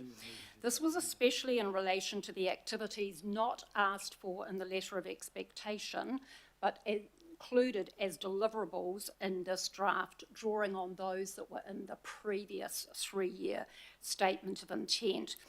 It's important, I think, to note that given the transition, the board has tasked management to provide us with more details about these, including status, timing and cost, and it is firm in its views that we should escalate any significant road-related activities to the council for approval or disapproval under the agreed operating rules before continuing with them further. And we are also very mindful, Your Worship, of the clear steer in the letter of expectation not to continue with non-urgent work in a time of significant change and transition. So in short, the interim board may have some changes to this draft along with those of council to be reflected in the final draft. Let me now just highlight a few key points in each of the two parts that make up this draft. Part 1 is structured as a direct response to the letter of expectation. It outlines the current activities for the period 1 July until the end of the transition, 6 months after royal assent, which I think we're all hoping might occur within the next week or so. Its purpose is very much to ensure continuity of core services and functions, save for the comments I just made, until handover of the road-related functions to the council and the set-up of the new public transport agency. Key themes include 1, to deliver on your key priorities for transport in Auckland, preparing for CRL by going live and preparing the wider network for better integration, continuing to deliver the network optimisation program, including in relation to traffic lights and with an added emphasis on the city centre, applying the risk-based New Zealand Guide to Temporary Traffic Management, so hopefully fewer red cones in due course, continuing significant capital program delivery, the Eastern Busway, the level crossing removal, and finally focusing on value for money by working with council on standardised designs. So that's the first core part of part 1. The second is to implement the important transport reform, which includes setting up the new public transport agency, which you'll appreciate is not an insignificant activity in itself. And 3, to continue with the commitments made in the 2025-2028 Statement of Intent, subject where appropriate, as I have said, to council approval, to keep existing performance measures other than those related to public transport, which are in part 2. One final point, the targets for these performance measures are set at the existing 2026-27 level, and that recognises 2 things. First, the commitment to ensure a seamless transition, but I think secondly, and more realistically, that more ambitious targets are not possible in a time of transition and significant people change. That may not, however, be the case for part 2 targets, and I'll come to that in a moment. So let me move on to part 2, because this will form the statement of intent for the new public transport CCO. It sets out the objectives, activities, deliverables, performance measures and targets that are proposed for the new agency. Part 2 fully reflects the requirements of the letter of expectation, especially in a successful transition to the new CCO, delivery of public transport services, the public transport capital program, delivering value for money and taking part in group shared services. Part 2 also takes a forward-looking view for the new entity and outlines 5 focus areas for the new agency to deliver on your strategies, priorities and expectations. And they are an integrated public transport system, particularly driving increased patronage, seamless customer-first journeys, safe and accessible public transport, responsible stewardship and financial sustainability, and importantly, trust, transparency and accountability to Aucklanders, which is an aspect at the heart of transport reform. So we take that commitment very seriously. There is still, as Claire has said, a considerable level of uncertainty for the new council-controlled organisation, and until we have a confirmed organisational structures in place post-transition, it is hard to be specific in the statement of intent. And that's why some of the deliverables, performance measures and associated targets won't be able to be finalised until we have clarity around these things, but they will all be in the final draft and working with Claire and her team closely. I do want to note that for its part, the interim board's view is that more ambitious targets will need to be set than those applying currently, and we will work with the council's team hand in glove as to what they might be. But I do want to note that we'll obviously need working together to strike a responsible balance between pragmatism and ambition for the new council-controlled organisation, given we all know a successful transition takes time. And that's why we're proposing a three-horizon way ahead. Horizon 1 will be about consolidation to deliver all core services as expected and build a solid foundation for future years. In particular, it will be about the new entity earning its social licence with Auckland. And for that, a cultural change will be needed, which again, we all know takes time. Horizon 2 will shift into the transformation stage, building on Horizon 1 to start pushing innovation and ambition into the business. We will look at targeted initiatives to make a significant impact in selected areas so we deliver better for our customers and Auckland more generally. And then Horizon 3 is about acceleration. All parts of the new entity should be working at optimum level by this stage and delivering a significant step change in the agency's performance, culture and reputation. The benefits of transport reform should be well and truly showing by this point. Auckland deserves no less. Ngā mihi. Thank you. Okay, so we've three questions. Just a reminder that today is for questions in regards to the what is before us, so that you can ask the team who have prepared the statement of intent. We will have our opportunity to give our feedback and ask further questions on that and our feedback on the 19th of May. So this is about what it is they produce today and why, potentially. So if we can keep our questions to that. So first up, Tau. Kia ora, Chair, thank you. I see the marae improvement target has been reduced. Any reason? I'll leave. So I don't have the answer for that, but I will get back to you and find out in terms of the detail behind it. I'll get the detail to you directly. I do not know, so I'll find out. Thank you. I do just want to highlight again, obviously presenting this draft has been a bit different because we've had a change in board, and so even the interim board is still coming to grips with some of the detail in this draft. So is there any assurance that Māori infrastructure commitments will survive the new transition? Absolutely, and that is in the statement of intent. We've made very clear our commitment to working with Māori to honour our obligations under Te Tiriti. Have no question about that. It's key. Thank you. Mayor Brown. Thank you. I realise it's a bit tricky with the change coming up.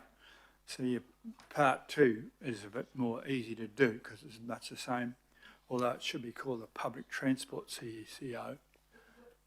Will be, and we, the board, are certainly calling it the Public Transport Agency. But in the part one, I can't see much on the upgraded AI intersections and we want plenty. I know we're going to have AT's current performance later in the meeting, and they've sort of aimed really low and still failed to achieve it. I mean, we want plenty of that. It's got to, and if they can't do it, we need to say so. If we can't do it, we need to say we've got to get some help. The same with dynamic lanes, you know. The importance of network optimisation is really what we're pinning our hopes on bringing the Auckland public back with us, because there's been very little of that, well, not in my view, you know, including ridiculous painted arrows and poor timing of intersections and all that sort of stuff. Can we somehow or other, this is coming to us to receive, so we have to send it back again. It's ping pong, and the ping pong will go back saying we need more of that one way or another. Did you think you perhaps missed a chance to put more of that in, or you just getting the hang of it, as it were? It's a bit of both. Let me just answer and then I'll ask Stacey to comment in more detail. We've already tasked management, Your Worship, to come back to us with a lot more detail around projects currently in place, including around traffic lights. So all of that needs to be worked through. You do need to give us a bit more time, but we are absolutely cognizant of the need to deliver to Aucklanders and to prioritise. And that may need pausing some projects, referring some projects to you for approval or disapproval, and really focusing on those that are a priority. But Stacey can speak to this in more. Yeah, thank you. I think it's more about proof of concept. So once they've got proof of concept and tested, then it's something that they can meaningfully scale. And it's a bit like the SVL program, where in terms of this year has been about building the pipeline to make sure it's ready to go for the next few years so they can deliver and scale. And you can see that sort of come through and how it dovetails into the previous SOI on that basis. So hopefully the testing and the data from that can then be used going forward to scale more rapidly in terms of the solutions they're doing. Daniel? Yeah, thank you. It's a little bit difficult, obviously, given we're sort of dancing on a head of a pin around this process, but I just want to get clear. So, for example, if you look at the forecast and the target for the road maintenance, you're going up from 7 to 7.4. That's quite a big jump. It will have a material cost. I mean, so you know, can you just explain your level of confidence that you can achieve that jump in 1 year? I mean, I think that you need to achieve it, and there's a number of other can you explain, so we'll start with that one. I'll jump into that one in terms of that's what the team have proposed to do and deliver upon. Obviously, there's things in the equation right now that probably weren't part of that thinking process, such as the fuel crisis in terms of that and increased price aspects with that. But in terms of how they've done the profile, they've been building up in terms of getting to that amount. So that was linked to previous SOI as well, that we're going to do that incremental change to deliver more year on year.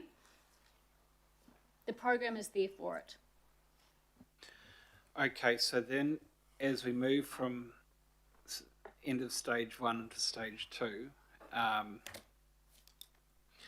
mean, how bankable is that?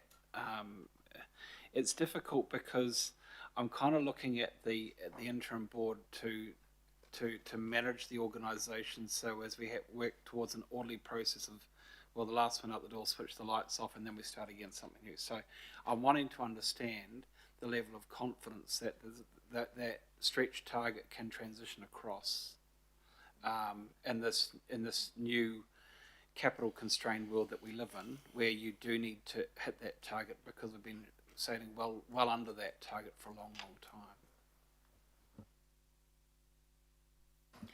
I think that's a great question and something to seek assurance on in terms of the capability when it comes to road maintenance and the team delivering that.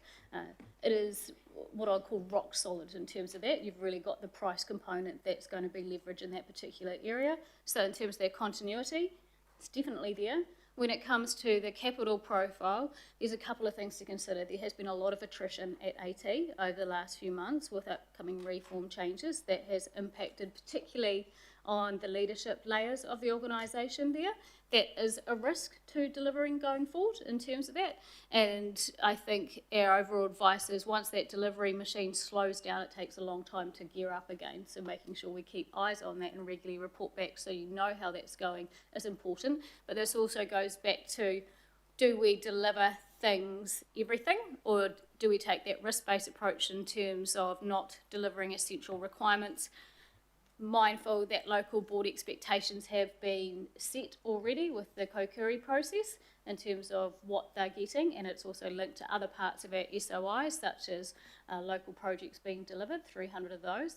So it's something that we have on watch is what I will say, and we will provide regular feedback as we go through that transition process so you know how it's tracking. Thanks, Daniel. Julie. Oh, kia ora. I wanted to ask about the issue here with the fact that we don't have the legislation through yet, and if you could just expand a little bit on, I guess, the risk there and yeah, what that's. I guess we've had a couple of different timeframes for that legislation. Both of those have passed, and I'm really mindful that we have 6 months from royal assent. Is there so firstly a little bit of comment on what's going on there, please?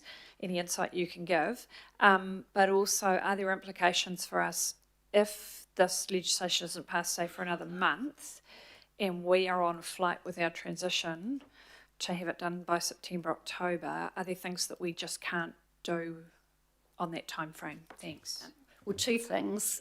First, as I understand, but I guess it's anybody's guess, but that the bill should pass its third reading very shortly, in which case the 6 months will start running. So that's point one. Point two, if there's a delay, that doesn't stop us continuing, as we have been in the last month, preparing for transition. So even though an odd situation where the interim board was replaced, then we had to become the permanent board, then we will go back to be the interim board. We are just progressing with the transition and particularly working with Steve Mutton and his team to do as much as possible because the board, and it's certainly my view, is we deliver on time. So that 6 months is key. So be assured that even if there is a delay, that doesn't stop us continuing as we are at quite some pace to be putting the transition in place. Thank you, and this might be a question more for Steve, and so it might not be able to be answered here. Are there things that we cannot do until the 6 months after the royal assent that we might be ready to do earlier?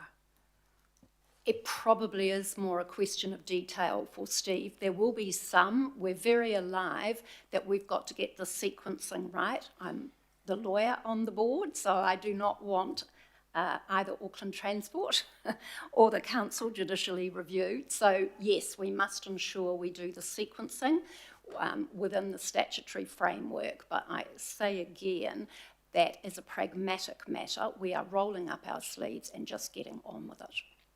Great, thanks very much. I guess it would just maybe be helpful for Steve at some point to come to us with some information. It doesn't have to be in this forum. About like I'm mindful of things like we give out tickets and we actually don't have the RCA to legally to do that. So I'd just like some reassurance in that space, but by memo or whatever would be fine. Thank you. Totally understand, and it's a very good point. Thank you. Kim. Thank you. Tell me if this is in the wrong place and I've got myself tangled up, but I just, Councillor Newman spoke about maintenance, etc., and the cost increases. There's a tension there between AC's Auckland Transport's road maintenance and Healthy Waters road maintenance, and they're going through a water strategy process right now. Is there any correlation, is there any connection between what we're developing here and that? I would imagine there is, but I'll let Dean or Stacey speak to that in detail. Yeah, look, thank you for the question. Auckland Transport, from a road maintenance perspective, works very closely with Watercare and Healthy Waters and the other utility providers. The objective there is to signal at least 12 months out, if not longer where we can, what roads we're looking to do either rebuild or service maintenance on. So they've got a clear view of it, and that we can integrate our programs under our Dig Once approach. So look, that approach exists now, and with with the creation of a transport directorate, transport and infrastructure directorate at Auckland Council, I can imagine that relationship, particularly with Healthy Waters, will only get closer. Because we don't want them coming through a road, and they don't want to do this either, and then maintaining that portion of it, or restoring that portion for which they've done their works, and then Auckland Transport comes back, or vice versa, and then redoes the work. So all those opportunities exist now, and they'll continue to exist into the future, and my expectation is they'll get stronger and better. Just further to that, we are aware and working quite closely with, Trudy and in the water space of what elements can we bring across from the water reform into the transport reform space. So we are looking at the statement of performance expectations and how we update and align and where we need to strengthen some of that activity. And that goes back to that point I was making earlier, and that we do need to look at our accountability suite and make sure that we're consistent and looking at all of these things. Thank you. So to be quick, I'm trying to connect the Fix Auckland part of this to this big overview. So this morning I came through, and Regional Parks were repairing a car park for about the fourth time in 6 months. The contractor's coming from Warkworth. There's a manhole on the other side of the road that's popped and is obviously blocked, and it all bubbles up, crosses the road and causes that problem. I stopped and said to the contractors, the ranger who was there said, I've been in touch with Auckland Transport, we can't get the manhole fixed. So going back to what I'm looking at when I ask this question is that level of how this is going to work for the public. So again, just a comment to you, Mr. Chair, about the water strategy, our wastewater strategy, and what it's going to deliver, and what this is going to deliver working together. Thanks. It's all coming to you in 6 months. And one thing that certainly the interim board is quite strong on, and we're preparing it, is a document of what reasonable steps we're going to take to ensure a successful transition for you.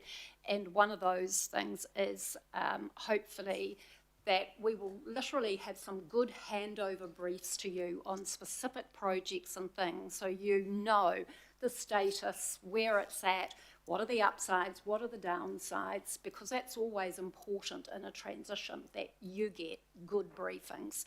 So we're hoping that that's one of the reasonable steps we as the interim board will be taking to ensure that all of that is picked up when it's handed over to you, Councillor. Cool, okay, and I think one of the real positives out of this is that our Healthy Waters team will be working in and amongst the transport guys, which hasn't been happening. Some of them sort of been working in their silos, so they're actually potentially going to be in the same offices, so it'll be a good thing. Shane. Thank you. I think you missed Mike, Chair. Sorry, Councillor Lee. I'll just jump in. So I've got two cues, essentially on behalf of my constituents. So first and foremost, looking at the draft budget on page 13, approved in February 26. Road safety budget of 41.2 million. Well, do you think, in your opinion, this will be enough to deliver the DSI reduction targets that we have planned in the SOI? Again, you would know, Councillor, that's one of the things the interim board is trying to work through to get more detail. This budget obviously is just the budget as if Auckland Transport was going to have all this for 12 months, but of course it's not. But Stacey may like to comment on that in more detail. Shane, yes, infrastructure is one part of the equation there in terms of that, and the safety strategy has been definitely turning around really great results in collaboration with NZ Police, increasing enforcement, which has actually seen the most notable sort of measurement in recent times. The detail behind that is what you want to know in terms of whether it is high-risk intersections versus other initiatives, and we'll get that layer of detail. Really appreciate that. Last question. Since we started all of this, we've had a war in Iran. So what has been adjusted in terms of an approach to respond to high fuel prices and potential scarcity of fuel? Well, the board, of course, is very, very across the fuel crisis. We've been working through the scenarios as per the government policy plan. It's top of mind. I can probably just add a little bit there, sorry. The budget you've got here at this stage is allocation of funding informed by what's available through the various activity classes from NZTA, because they are a co-funder. So that's an important point. It's informed by government policy and transport investment. When it comes to the impact of fuel pricing on this budget, that hasn't been taken into account at this stage. We'll be giving advice to the board about what we think that looks like in the coming year. And then I think we may have even shared this at the last committee meeting. Then there'll be a choice. Do we look to use efficiency to protect certain classes of investment? Do we reduce the investment? Or do we look at other sources of funding? But we're yet to work through what the real impact on the coming year's budget is. And we will give you choices, because this committee will be responsible, generally speaking, for this budget, and then you'll have to make the trade-offs accordingly. Thank you. Really appreciate that. It was good to tease that out. Thanks, Chair. Thanks, Mike, and apologies for leaping over and taking Shane before you, mate. No problem. It's not the first time I've raised it, but I guess you have to keep on raising these matters until the message hits home. But obviously this is a significant change, and we hear a lot about transparency and accountability. That stuff is easy to say, but in terms of informing the public, I think we have a task ahead of us to enable transparency, to better enable accountability. What I see in the report, and all the way through, with all due respect, the chair's forward, is the word the new transport CCO. What the hell is that, really? The new transport CCO? Surely, and as the mayor has said, it should be the distinguishing feature is that it is a new public transport. And it's not even a CCO, to be honest. If anything, it's a GCO. So it's a new public transport entity, but all the way through, and authors and authorisers, please note, and Mr. Chair, please note, all the way through these documents, public transport or public transport entity or public transport CCO does not appear. It's a new transport CCO. It's not going to help clarity at all, given the changes. So I'll make the point again, and I'll keep on making that point, because this may be bureaucratic habit, God forbid it's Freudian, but we need to start putting more emphasis on public in public transport if we are going to stop failing in that important part of our responsibility. Thank you. I don't disagree with you, and certainly going forward, the language needs to be very much the new public transport agency. Good idea. Thank you. Okay, no further questions. Someone like to move? Thank you, Chris. Seconded, Shane. Thank you, team. You can step back, and just want to acknowledge Stacey. Chair, can I just give them a piece of an announcement if they want to know? The parliamentary schedule's come out for today. It's the second order of the day today after the corrections first reading. That's only a very short brief. So the committee of the whole will take place this afternoon and be done. The third reading is a very much perfunctory, just a series of speeches. It's likely the bill will be legislation by the end of the week, and you'll get a royal assent maybe on Monday. That's good to hear, and we'll be back to being the interim board. Thank you. Oh, is that And, right? We've switched back again. And I just want to acknowledge Stacey, and I think her first sort of thing today is the interim CEO. So well done on that appointment, Stacey, and look forward to, I'm sure the whole committee look forward to working with you. Okay, any discussion, debate? None. I'll put it then. All those in favour say aye. Aye. And against, carried. My intent is to try and roll through the whole agenda before we break for lunch. So the next item up is the AT update. And so Dean can come back up and Stacey can sit back down.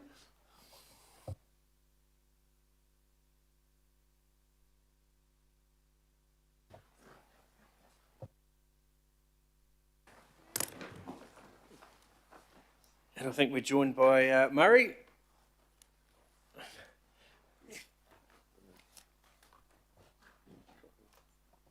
Okay, all yours.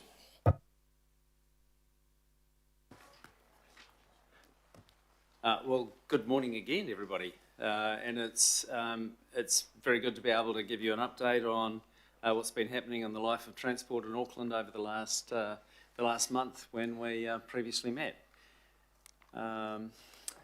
So today, what we want to be able to cover off, and I've got the team here. I think Mel is also part of it. It's just one seat down. We want to cover off the fuel response, so we can talk to you where we're at with that. We'll provide the public transport update, some good things happening there, capital programs. There's some good information too on where we're at with social return on investment, and we've got a network performance update. So there's a range of things that we'll cover off, and Chair, I presume the best thing for us is to go end to end, and then we'll take questions at the end, as usual. Thank you. So look, just some of the highlights. Many of them you'll be aware of, but it's also good to celebrate them. The train fleet continues to expand. We've now got our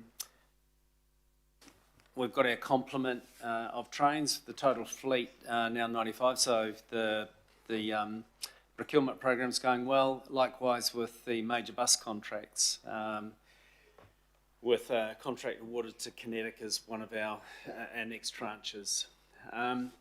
You'll see also from a safety perspective, and we've touched on this, safety is not just infrastructure, it's about the way that we operate, but the Share My Journey function within the app is now available, which is great. That's available for anybody to use so they can keep their friends, family, loved ones informed. Great North Roads being completed to good feedback, so really pleased with what's happened there. A number of you will be familiar with that. You'll also see the work around K Road. And we continue to have a very busy transport network, particularly from a public transport perspective, as people have taken advantage of the public transport and the pricing compared to what might otherwise be their experience care of driving their own vehicles. But we're definitely right up there for by comparison with the earliest and busy days in 2019. I'll get Garan to take you through our planning on the fuel side of things, but there's a significant amount of work being done and aligned with Auckland Council. But Garan, over to you. Thank you. Thank you. I'm going to take it we're all fairly familiar with the government's updated phased approach within the National Fuel Plan. With New Zealand currently in phase 1, a focus for AT has been on preparation, partnership and monitoring of the supply, stock and price of fuel. There is fuel onshore and vessels on the water scheduled to arrive in New Zealand over the next few weeks. So at this stage, we're using the time to prepare for any potential shift in the phasing. The response to date has been led by our operational leadership team, working closely with Auckland Council, Auckland Emergency Management, Ministry of Business and Innovation and Employment, and Ministry of Transport. Some highlights on this next page. During phase 1, we have heard a number of occasions already where we are focusing on PET. We've been communicating by and large our fair share package and our concessions for tertiary education, and that has seen a really good turnout, and Stacey will take us through in a moment on the public transport highlights. We've also been looking at optimizing and leveraging our electric fleet to utilize those buses a lot more frequently. In the network operations, analysis of the impact of the network productivity has shown some improvement in our arterial productivity, which Mal will take us through in a moment as well.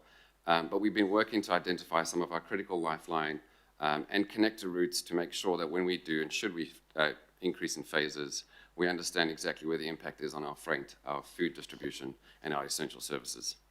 Our capital programs has a bit of a longer tail to it, and we've been working to better understand the long-term impact on projects. Right now, managing the cost fluctuations within our contracts directly. Looking ahead, fuel security will be key. We'll continue to work closely with council partners and the AT board, as Dean mentioned earlier, around budgets to respond appropriately to any phase changes. Thank you. Yeah, thanks.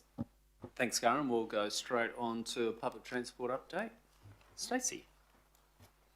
Thank you. Public transport had a great March. As you would expect, it's always our busiest month, and it didn't disappoint. It was really busy. I think it was just under 10 million passenger journeys for the month. There might have been 9.6 million, so a lot. About 400,000 passenger trips up on the same month last year, so there is a sort of notable difference with that. The tertiary student concession, and you remember last year when we brought that back about increasing it, our assumption was that by discounting it to 40%, we'd get the increase needed to offset that cost in terms of fare box recovery, and that has become true. So that is really good. There's been a 30% uplift, and we actually continue to see more usage of that product as things go ahead. Fuel prices obviously has instigated keeping patronage quite high. And so last week it was still over 380,000 passenger trips a day, which is good. We'll probably see more on that this week since we get over this public holiday sort of phase in terms of that. So with the fuel situation as well, we're also trying to deploy as many of our EVs off-peak as we can to take off diesels and also to support what are more EV use in the weekends when you don't have that peak vehicle requirement you do have during the weekly peak. And we've had a lot of increased use in terms of fare share, more people inquiring about it, more businesses inquiring about it. We're now up to 102 employers across the Auckland region that are participating in the fare share scheme. What we've actually seen has been quite interesting. There's been a lot of businesses come back wanting to increase the discount applied, so wanting to extend it further for their employees during this time, during the fuel crisis. And the March management cross-functional teams that we do across ATOC and our different business units has worked really well. There were very little instances in terms of what I'll call left behinds in particular areas, or some of the challenges with school buses that we usually see. It was largely eradicated this year. There was a few issues, and the team were really timely in terms of responding to those and putting on additional services where needed. We have started our public transport safety action plan, the bus ambassador part. So they have been deployed out in a network supporting our operators with deployment, so they're more targeted where operators are seeing the issues and have more agility that way. That's working really well in terms of that. It's a more community focused approach. So we're sort of monitoring that, and you've already heard about some of the other things that we're doing in terms of Track Your Journey. We also tried the night ride, the hail ride on the 18 bus, and so that's been going the last few weeks as well. So the whole idea behind that is somebody, if they're travelling at night and they want to be dropped off in between stops, that they let the driver know, and then they're closer to their destination, and it's just a safety initiative to help people use public transport in evening, particularly if they're new adapters to the service. So that's us. I'm going to pass over to Murray now.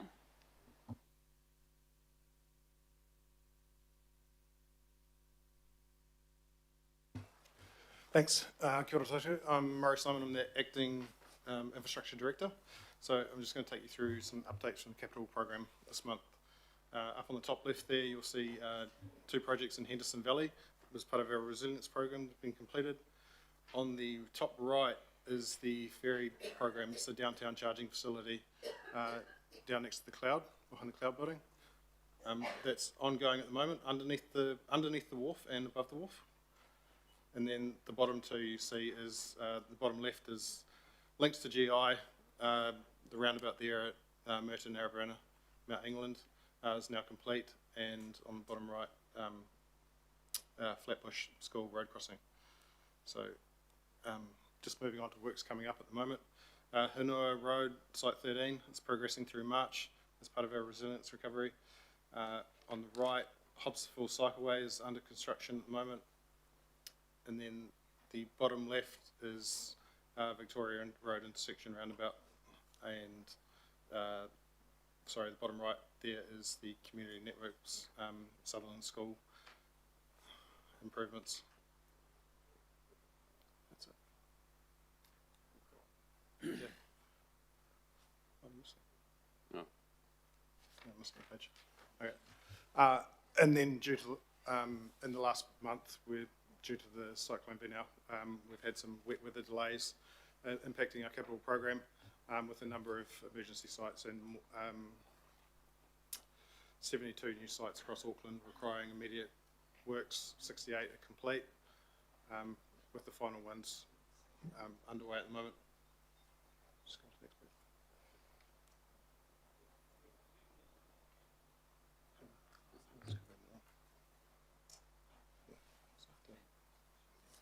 Yeah. Sorry. Thank you. I'll just pass off to Rachel.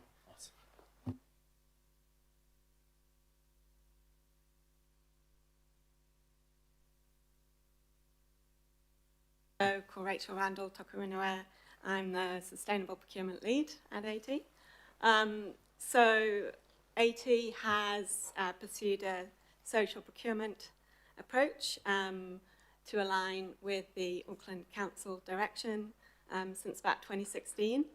And that's also aligned with the Tamaki Order strategy and our Māori Spend SOI target. And so to this end, we proactively look for opportunities to remove barriers for Māori-owned businesses to participate in our contract opportunities. And we know that from international evidence, we know that this has benefits for our communities, but we wanted to understand this better in the context of better value projects for Auckland. So we undertook a social return on investment analysis using one of our Marae car park projects as a case study, which was a closed procurement to Māori-owned contractors, and a Māori-owned civil construction contractor was appointed to deliver that work. And so, as shown on the slide, the analysis showed that as a result of taking this approach, we were able to deliver $3.53 in social, economic, environmental and cultural value for every $1 invested in that project as a direct result of having engaged a Māori-owned contractor. And that was over and above the delivery of the car park itself. So just wanting to provide that update to you all. Yeah. Thanks. And Mel, over to you. Thank you. A network performance report this month. It's a few number of slides, but hopefully give you a better understanding as I talk through. Thank you. Just to be aware, we've completed our recent report on arterial road productivity for 2025, and this highlighted that we are now carrying more traffic and vehicles on our network, arterial road network, than pre-COVID, which is one of the first times it's happened across the network. The only outlier for that is the city centre, where we're still seeing levels below 2019.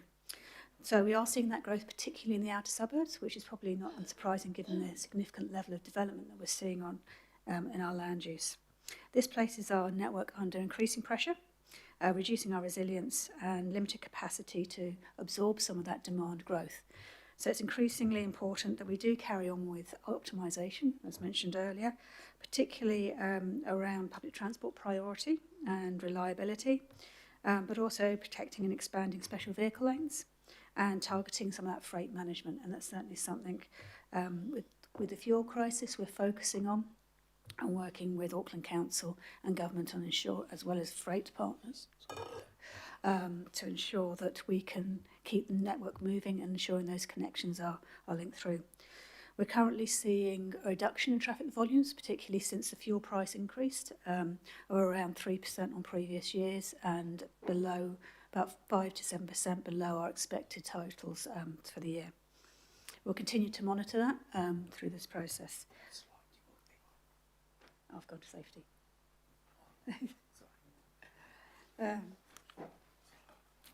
Touching upon network safety, our level of DSI is still tracking above the target for the year.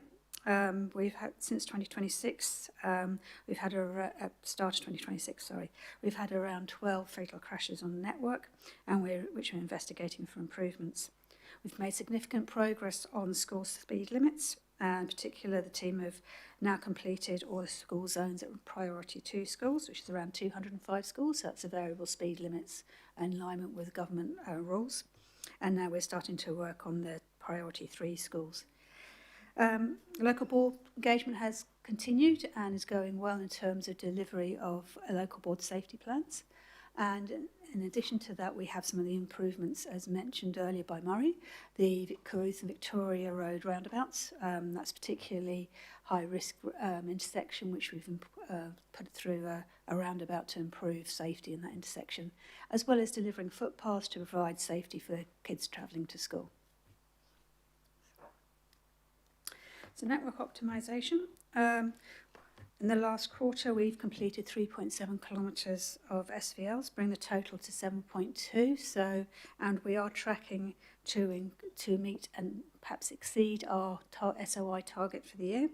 Focus in the last quarter has obviously been on Great North Road, city centre routes, and some work by NZTA on State Highway 1. We are confident of meeting the target with another 6 coming online in the next quarter.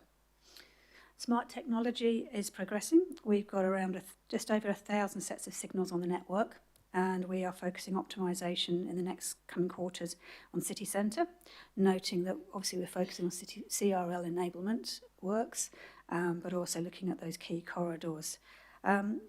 We are also rolling out portable CCTV. We use that for events, and drones will be deployed from May, which supports traffic management and event management. We are continuing with the rollout of advanced detection. Around half of those in this SOI are for bus boosters, so that's focused on the northwestern corridors, with further sites programmed for the Glenfield and 83 services, and also now rolling out advanced detection. AI trials are underway for connection to our SCAT system, so that's traffic light system. They are currently in an integration phase and simulation stage, so we will report back to this committee at a later date. We also have some examples of some of the works completed. So Great South Road, the low-cost elements have been implemented, so a lot of this is around parking management, some improvements at some of the intersections of lines and signs, and so we're also continuing to work on Great South Road sections with the local board on delivery of improved capacity. And also the dynamic solutions. So we've met the SOI, we've introduced new right turn bands to support mayoral dynamic lane. So the dynamic lane here is what we call a TCD trial, so it's a traffic control devices trial, which is because it's new innovative technology. There isn't rules around it, so we're working with government. Once we completed the trial, which is in July this year, we are hoping that government will take on board our findings, put that into rules so we can more easily roll these out across the network where it's appropriate. Temporary traffic management. We are looking to, I mentioned at last month's briefing, do a soft launch to the industry. We have undertaken a number of webinars with them and made sure that the industry is aware that we will be progressing that. This will give us a good lead into July 1, when 100% of all applications need to be compliant with NZGTTM and on a risk-based approach. We're still underway with our second sweep of redundant TTM equipment. We are seeing some indication that there is a decreasing trend, which is good to see, but the response is very mixed across wards. And finally, parking. Delivery across the programme is going well. On all work streams, we've delivered. One of the key parts of this is delivering retrofit across the special vehicle lanes to ensure compliance, which enables our public transport and transit lanes to operate optimally. That is continuing going well. We will see the CCTV and detection cameras going up on Wellesley Street, and also the loading zones and enforcement before June. We've also seen some great growth initiatives with mobile e-permits progressing through testing, and we're looking to get customer feedback and a soft launch later this month or early next month.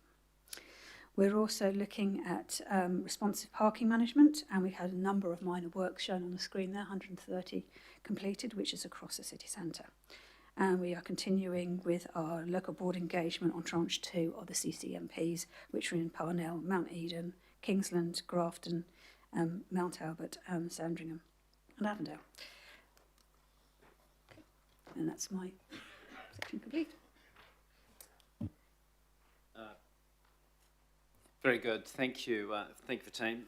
We just as part of, I think the story about Auckland Transport, it's important we focus on what the future is and where we're going, but it's nice to reflect on the things that have been achieved over the last 15 years. So the team put together a bit of a story here, acknowledging the investment and transport outcomes to date, and with the promise of more to come.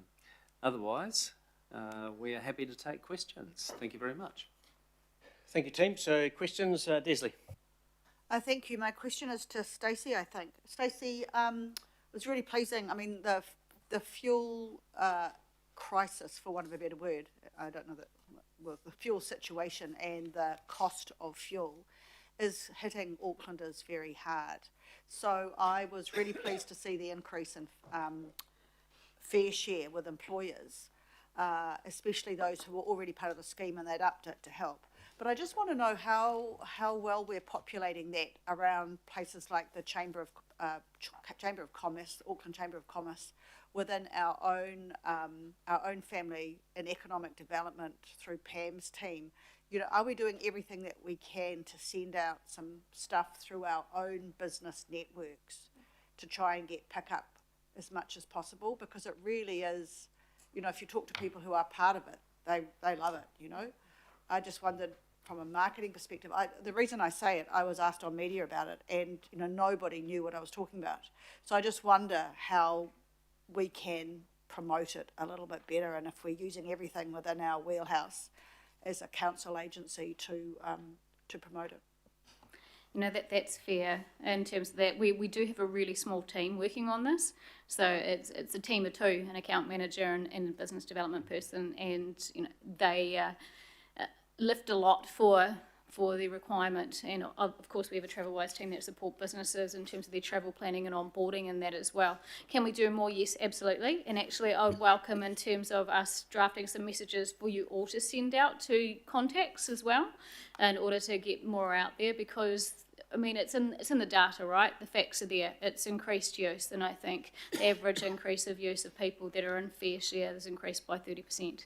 So the numbers stack up, and it provides really good data back to the business as well, so they want to get behind it. So yes, we're doing more marketing, but it's about connecting wider. Chair, can I make a suggestion, if I may? And that is that if anyone thinks of business networks they know that might need to know about it, that we actually send them through. I'm happy to coordinate a list, if you like, Andy, and then so we send you one list as opposed to a billion emails on it. So I'm happy to put my hand up for that, because it wasn't until I actually did, as I said, some media on it that I realised that actually I think it's not as well known as it could be, and it's making a real difference. That 30% uplift is really important. We've done our bit, you know, the $50 fare cap, but I just think that, you know, business can work with their employees to help too. So happy to put my hand up, Chair. Excellent. Margie?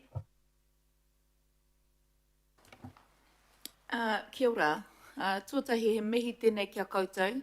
I'm a beneficiary of Te Kia Ora Marae and also Te Aroha Pā Marae, who you guys have supported. I just want to take the opportunity to share with you the extent of that investment. Since that marae has opened, it has housed a bike program to teach a whole kura kaupapa, years 1 to 6, on bike safety. It has held a kaupapa that has allowed people within the rural to obtain their motorbike licence. It has held several taiao kaupapa on the marae, because we sit in the cusp of the taiao. It is housed and assisting now with obtaining driver's licence programs for those out of reach areas. It has been on standby for the CDM during Cyclone Vaianu. So it's good for you to understand the depth of that investment and how far it extends beyond natural rites of passage that you'd normally expect on a marae.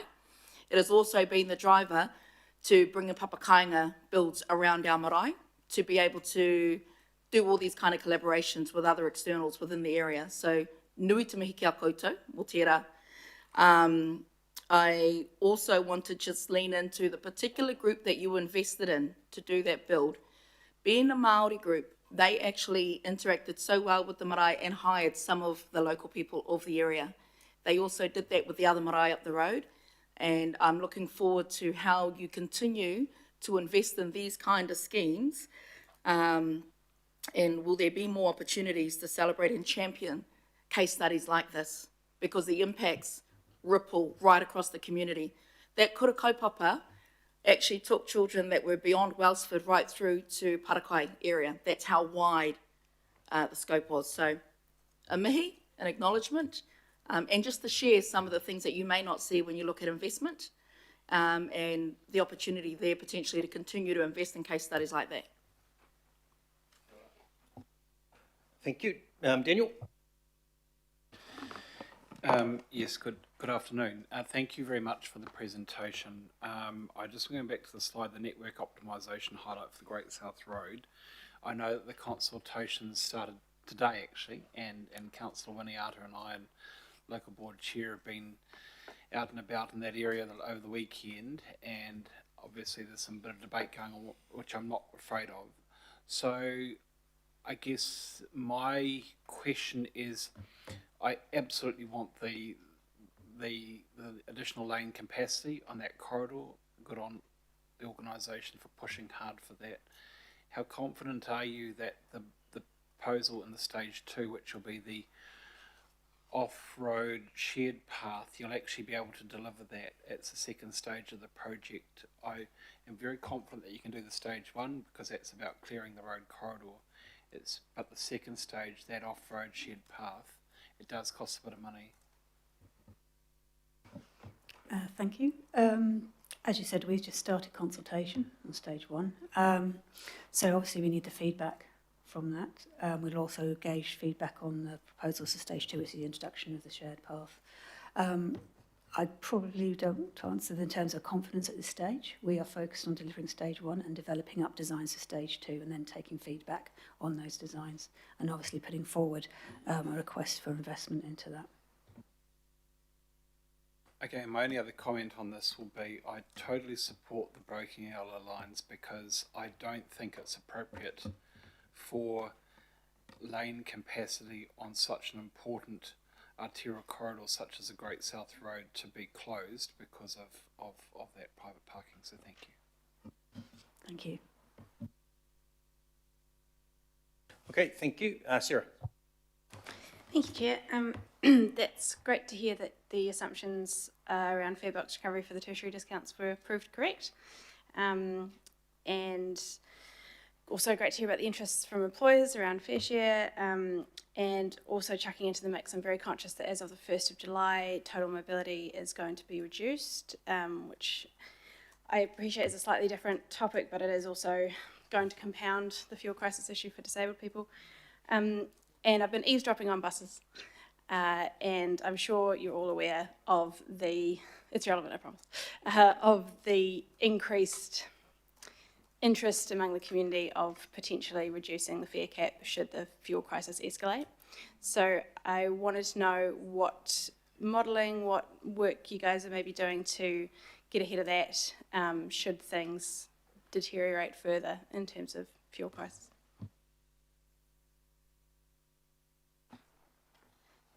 Thank you for your questions. I'll go through one by one. So in terms of total mobility, it's important to note that we also introduced a +1 concession for mobility card holders, and that allows them to take a companion traveller on the bus with them, and in order to try and support, a wider accessibility in the network for people.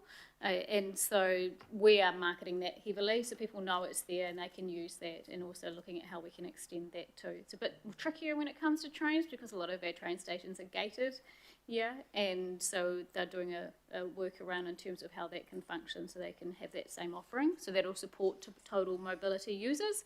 In terms of fare cap, we've definitely done the modelling on that and what it would look like at different levels. What we're doing right now is just making sure that we have good capacity, that we're reviewing every day and making sure that we have enough to meet any uplift in demand. Yeah, and that has been our focus and will continue to be our focus. There is good price certainty for people out there in terms of that, and I think over the recent years, the last couple of years, we've really tried to improve accessibility for people that live on the extremities of Auckland by consolidating the fare zones as well on the isthmus so that it's more affordable for people. It'll always be a watch. Ultimately, that one will not be our call, but will enable some of those decisions with data if necessary. But fundamentally, we're just prioritising in terms of making sure services are reliable. Yeah, a good experience for people, particularly if they're new to public transport, is ultimately the best thing that can happen, so that it becomes a habit and they use it ongoing. Yeah. Thank you. And yeah, I meant to say thank you for the comms that you referenced, the one about the concession, but the several that you sent through, they were helpful for getting some of that information out, so appreciate it. Thanks, Chair. Lotu. Kia ora, thanks Chair, and thanks team for the presentation as well. I've got a specific question about the safety ambassador trial. I'd love to hear a little bit more about that, I know it's only been like March, but what you've found so far, how it's going, and then perhaps how we might be able to improve it and support it going further into the future. But also if you could comment on, I'm aware there are community groups out there that are doing community patrols. I'm part of one in South Auckland. We've got our Māori wardens, our Pacific wardens as well. Is there an opportunity to perhaps partner up with some of those other groups that are doing stuff in our community to leverage a bit more community uptake? Kia ora.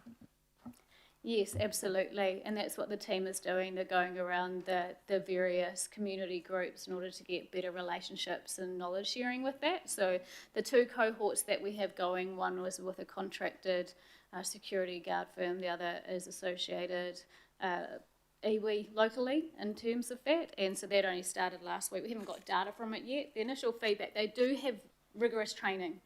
That's very similar to what we do with the transport officers, obviously on a smaller scale. What we have found is that it's been great for bus drivers, yeah? They have felt supported, they have felt seen, they have felt heard, yeah? And what it has done is it's allowed operators to be a lot more agile with deployment. So when they know that their drivers are feeding back to them, there's issues here, we need support with, or there's high fare evasion happening over here, it allows them to deploy these people based on where the need is with a lot more agility. So that's awesome, and that's great. They're feeling much better supported. In terms of anecdotal sort of feedback is that fare evasion's coming down where they're deployed as well, because even just them standing there going, why you're not paying your fare, is going a long way in terms of some of that. So they're from the community too, which makes a really big difference. And that's sort of coming through with some of the feedback we're seeing. But next month what we'll do is we'll bring back a bit of a summary and some of those key points that we're seeing out there. Yeah, and ideally we want to do another 10, a lot of 10, deploy that as well. So that's being worked on. Kia ora, thank you so much. Thanks, Chair. Thanks, Lotu. Victoria. Thank you. Just before I kick off, I just want to do a quick shout out to Garen, who came down to Anzac on Saturday and actually helped out with the TMP and everything down there. So thank you so much. I really appreciate it. And I think the local board appreciated it too. So thank you. My question is kind of coming off Lotu's as well, with the Share My Ride and the buses being able to stop at like pre or post stop. Do we have any numbers around that, and is there actually a good story we could tell around this to also make people aware that this is also an option, especially with the uptake with some of our uni students and obviously businesses with people busing home late at night as well? Yeah, great question. We don't have any data yet. It's new, and so I know Rach did some media to get this out there last week so people knew it was happening, but it's only on one route right now. And so with that, obviously building it over time and see where we can extend it to. Not all routes are going to be suitable for this type of initiative purely because of an infrastructure and safety perspective of where you're dropping people. But the idea is to extrapolate that, build confidence with the workforce in it firstly, get the data, but again, that is something that we'll get the team to report back on with it. Yeah. Cool, thank you. Sorry, and just one more. This is probably going to be a little controversial, but oh well.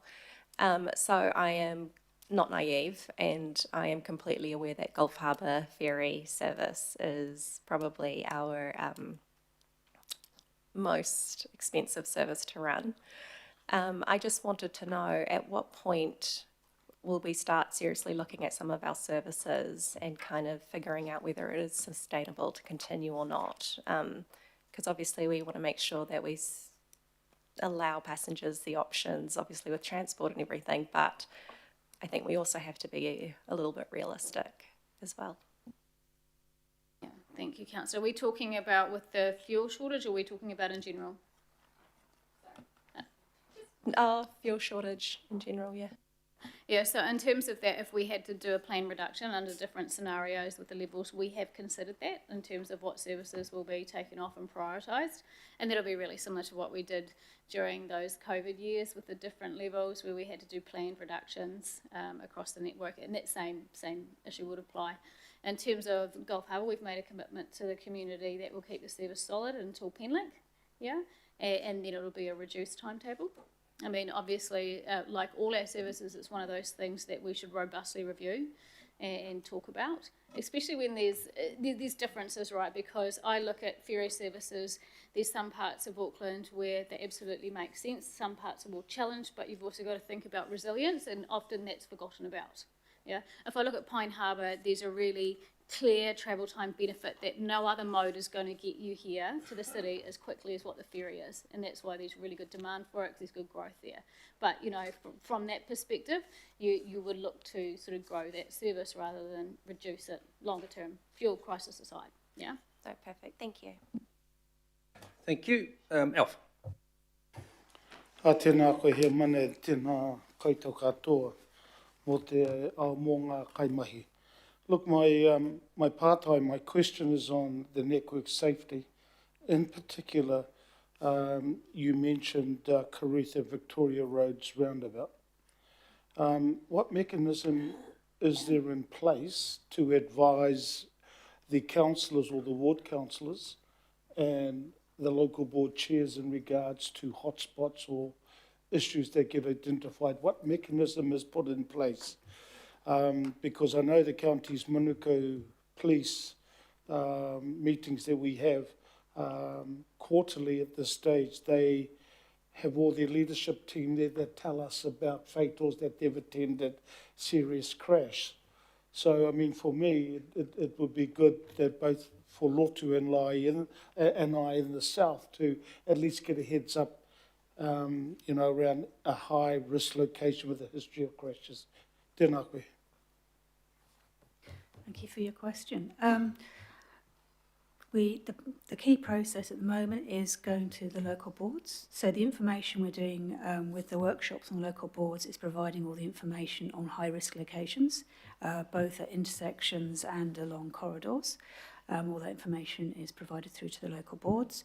I understand that the Transport Safety team have also held a number of briefings with councillors, and we're happy to carry on explaining that. In terms of working with police, we absolutely do work with police, and those incidents on the network, they work very closely with us to investigate any serious crashes. And we're happy to provide more reporting if that's helpful, and also make sure that all the information that's going out to local boards is also being supplied to councillors. I'll take that back. Kapai, I just, yeah, look, if that could go out, I mean, I can't speak to the ward councillors, but I know that both Councillor Foley and I would appreciate at least a call, because we can then utilise the community groups, the people that we know in regards to the areas that identified to us. Tēnā koe. Thank you. Yeah. Kia ora. Kia ora he mana. Thanks, Alf. Julie. Kia ora. I've got a couple of questions. Just you would have heard before our discussion about the ferry procurement issue, and obviously we're going to get more advice back on that, but just wondering around the timing of the procurement and where you're at in that process.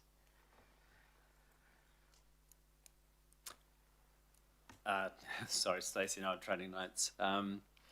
There'll be a report brought back to the Auckland Transport Board at the end of May, giving an update on procurement and where that's at. It's out to procurement right now, so it's in the market being tendered on. We also had a resolution from this committee in September last year, which you'll recall, where the case for limited purchase of diesel ferries was agreed to and endorsed so that we can maintain the services. And it was an interim measure, so we've been acting on that. That resolution also required us to come back to this committee with some further work that we have committed and is underway with Auckland Council. So I think the undertaking was to bring an update to this committee in June, and we'll be able to do that as an organisation, bringing all those threads together. Okay, and will that cover off the change in the fuel environment and the OPEX costs? There's a couple of things that the team are reviewing right now. So obviously the procurement is near award, and so they'll be coming to the AT board to get approval to award. Yeah. And the second part is the update of the ferry strategies. That's being done. That will come. We will come for a conversation around that. When it comes to the procurement of ferries, you know, Tim's right. I mean, ultimately, we want to decarbonise the network. It's time and place and testing of technology and getting the data so everybody has confidence in the investment they're making. We don't have that yet, and I think that's a real important fact. We need to test these new ferries to understand how they do a day's work and the charging infrastructure constraints that we have. And no matter what, right now, we've got a big hole with our ferry services. We either remove ferry services, yeah, or we continue with this procurement because we're going to need these diesels regardless, because the outer harbour ferry routes will not suffice on the battery electric ferries we have, yeah. Over time, that technology will get better. We've seen that with exactly like buses, yeah. But right now, we cannot service those longer ferry routes using the electric ferries, yeah. That's the key thing. So it's not a case of do we buy ferries or not, it's a case of do we have services or not right now, because the constraints are really, really tight, and then we need more in the years ahead. So 3 now, more later. I think the whole idea was about 10 overall over the coming decade, and so that's big constraints we have with this. So the discussion we're going to have in June is probably going to be about the more later rather than the 3 now? Okay. Thank you for clarifying that, even if I didn't like the answer. The city centre shared space, I'm getting a few people coming back about issues around enforcement for car parking in those areas. So I wondered, Melanie, if you had any comment on what's happening in the enforcement space there? Thanks. Is this regarding particularly Elliott Street? Not just Elliott Street, but I think obviously Elliott Street, the trial only started on the 19th of April, so probably a little bit too soon to say. But more broadly, issues around a lack of enforcement and pointing to inadequate signage that is not allowing enforcement. Right. I haven't got that information with me today, but I'll bring it back to you. Yeah, I'll follow that one up with you. Then 2 things on the fuel crisis aspect. The first is, and great news about the tertiary discount, you know, the maths working. Do we have similar modelling that would be useful for us in thinking about, say, a $40 cap, and whether a $40 cap would increase patronage? I mean, we have 2 reasons why we would increase patronage. Just we're always trying to increase patronage, but also at the moment in a crisis trying to increase patronage. Do we have any modelling around that aspect? We can share what we have in terms of that. So you sort of go back to fare elasticities, like reducing the cap will make it cheaper for people, doesn't necessarily drive demand. Yeah, and in terms of that, and I think that's the thing when you sort of look at price points, it's really about the frequency of service. That is the biggest thing. Is it easy to catch? Does it come often enough? Do I have to think about it? And so that's the big barrier. Are we necessarily attracting new people by the $40 cap? I think we'll probably see an incremental uplift if we were to reduce it to that, but that's definitely not certain by reducing it. Yeah. So then how come why are students that much different? We've heavily marketed to students in a very price sensitive environment. yeah? And so Right. it is that price sensitivity piece in terms of that. And so if you go through like your product suite, obviously students and tertiary are now aligned, which is good. We've got that. And then you've got you've got the fare cap, which is more for what I would say is the commuter type traveller or the everyday type traveller. And then you have obviously super cold, and then you have Community Connect, which is 50% off for community service card holders and the likes. So if you go through, I guess, that range of where your products meet, what is this piece actually targeting, if you know what I mean, in terms of it? Okay, so I'll come back to that another way, another method, because that doesn't quite compute for me. Anyway, and then my other question was, it seems to me that schools are big sources of traffic, congestion, emissions, but also in a fuel crisis, price and cost of living impact for families getting their kids to school. So are we, and obviously this, with the transition, it is a we, it's you and us, looking at beefing up some of that transport planning around schools to encourage more shift to public transport, active transport modes, even if they only drive part of the way to access a service, because I see that as some low-hanging fruit that we could make some big progress on in a crisis. Yeah, short answer on that one is yes, absolutely. And the WOW week recently, which was last month, the Wheels and Walking was really successful, and so there's a lot of engaged schools out there in terms of wanting to get more children to walk or cycle to school. Cool. I think it would be helpful to perhaps let ward councillors and local boards know of schools in the areas who are engaged, because then we can support and encourage that as well, and perhaps touch base with some that aren't, because that would be a very real way that those schools could help their families to reduce costs at the moment. Thanks. Okay, Mayor Brown. Okay, thanks. I've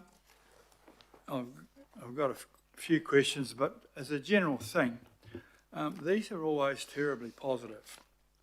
I mean, a person reading this would wonder, why are we changing AT? Everything's wonderful, but it's not. And so I've got a few questions that go with that. But first of all, there's not a shortage of diesel, there's a shortage of money to pay for it, which is quite different. So are we, and I know you want to encourage more people on, but are you just going to say, right, we're going to encourage more people on, we're just going to pay for extra diesel and say, oh, council, there's another 50 million, cough it up. Where's it come from? So I think that we should make quite tough use of this. And I want to see the actual subsidies on all routes. What is the subsidies, what is the standard subsidy? And then what is the subsidy on some routes at certain times of the day, because buses go through Ponsonby full all through the day but empty at night. And we don't know what the real costs of some ferries are. So the subsidies will give you a guide as to where we save the money, because I don't really want to go and put up rates just because diesel's gone up. And that's what you're sort of pushing us to. And then I'll look at you've got a big advertising group in there. We should have no more of those dumb adverts like Mix Your Go. I don't even know what that means. We've got a $50 cap, which is a hell of a good value. It's one of the best things you've done is the hop card and the $50. It's bloody cheap. People don't know about it. That should be, instead of Mix Your Go, $50, all you can eat.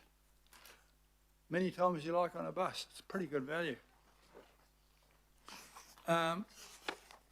It's kind of like a lack of ambition. I mean, a network optimisation, which is going to be the number one thing of the new road controlling authority, getting the most out of what we've got. So we've aimed for efficiency improvements at intersections. God knows what you did. We've aimed for 9 and got 8.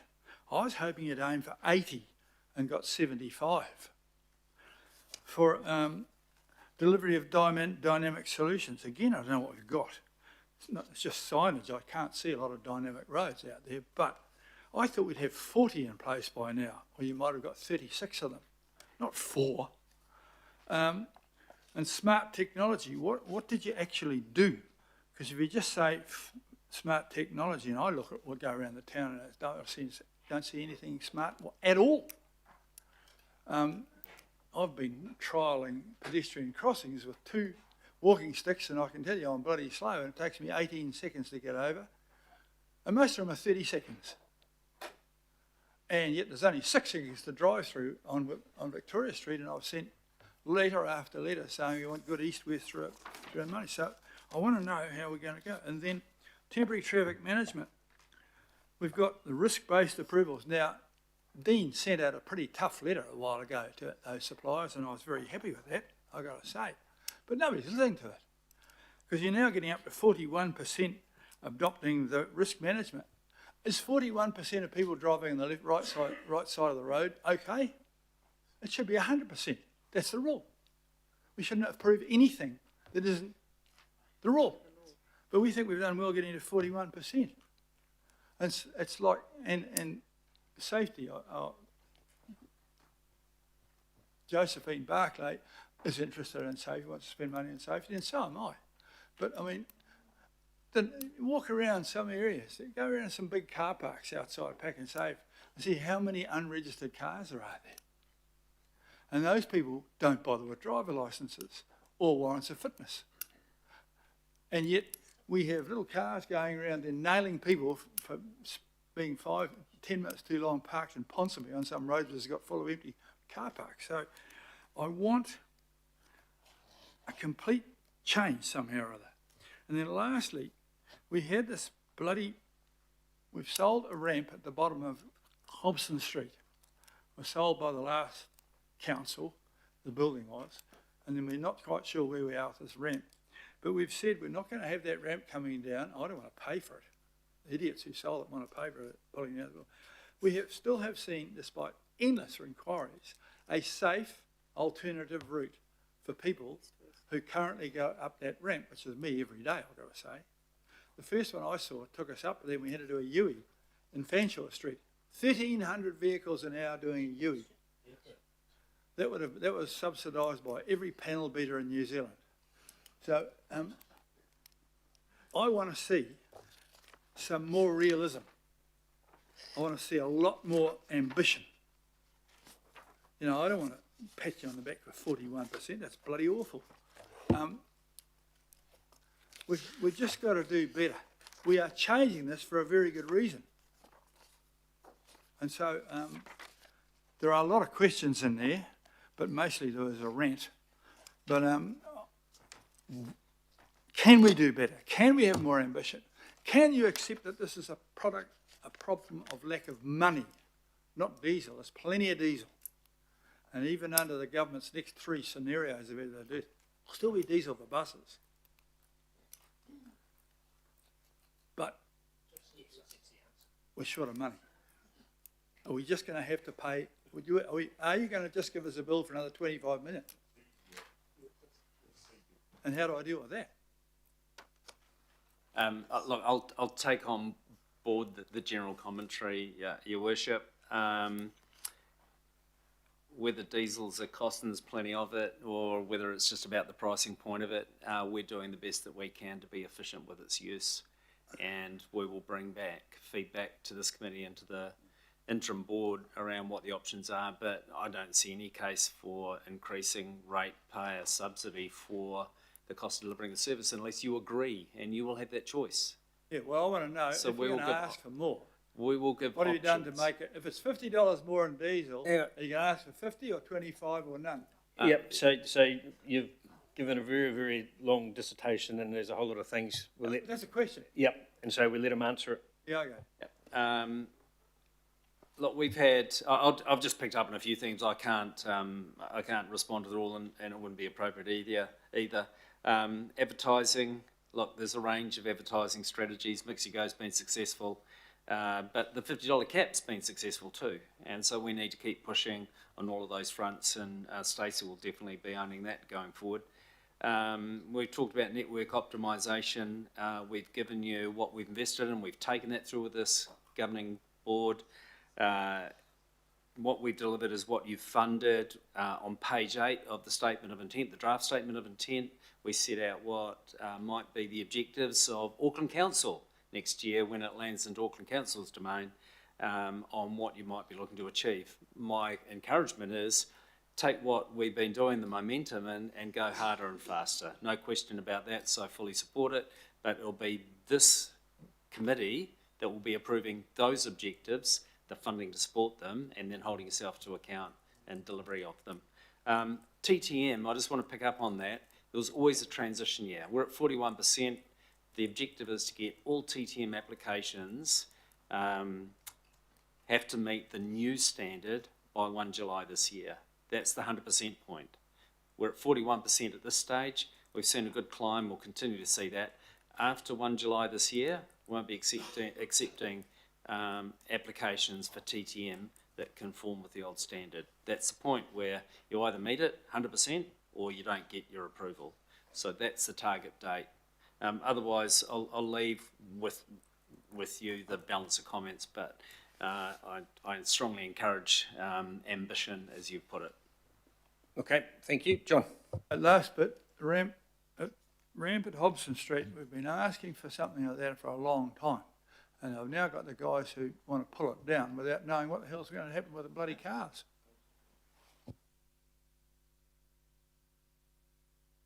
Yep, Barry's got a thing on that. Thank you, Mayor. I've picked this one up with Auckland Transport and we're planning to come back to you. I think it's in the next couple of weeks, but I've pushed this one with Auckland Transport. Auckland Transport are responding, so we will be coming back to you and having organising a session with you, Mayor, on this one. So what if we don't like it? John. That'll be very interesting. Finished?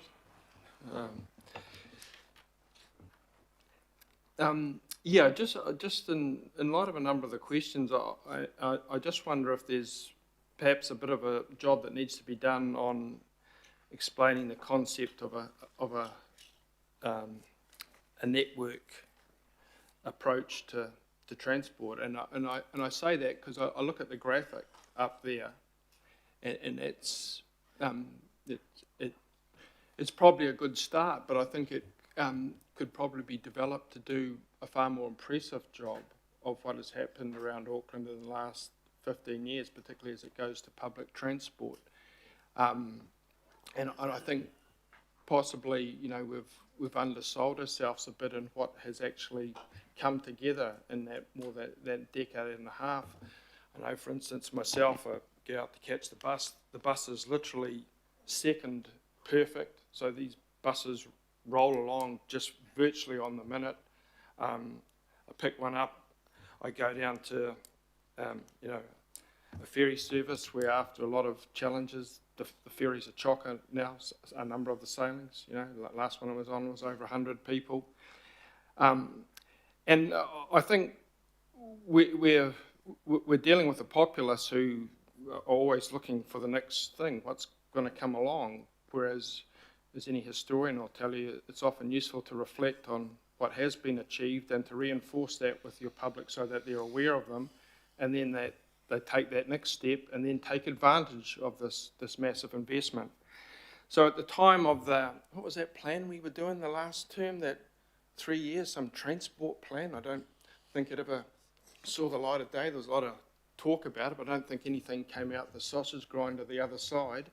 But one of the suggestions I did make for that plan that came to nothing was that perhaps there needs to be a stronger audio-visual content in communicating to Aucklanders what has happened, and perhaps to break that down by region too, because people inherently look at their own neck of the woods. So I guess my question after all that, and I know some of if you combine that with a number of the associated NZTA projects, you're going to get quite an impressive picture of the way the network is coming together so that everyone benefits that, and we're looking forward. So we're not just getting caught up in the war in Iran at the moment, there is going to be 10, 20, 50 years on after that where these things all fall into place.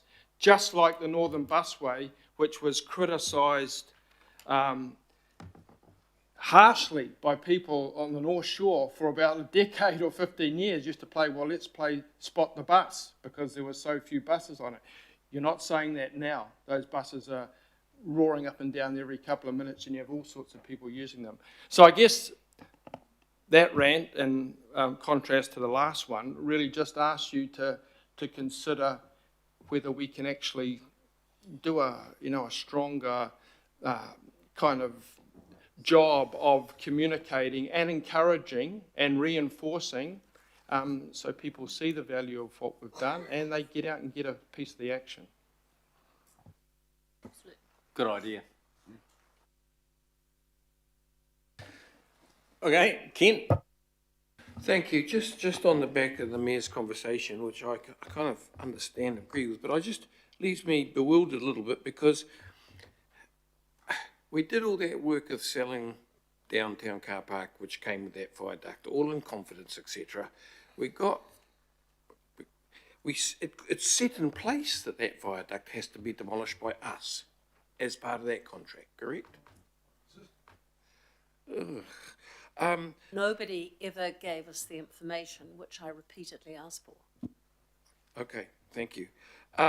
So thank you, that's that question answered. Next question, the $50 fare cap doesn't actually apply to everybody. I've just done the old co-pilot thing here and it says it does, but I got several people, including a staffer here, who told me they can't get it on the ferry between the port and up to West Harbour. There are people that aren't in this, correct?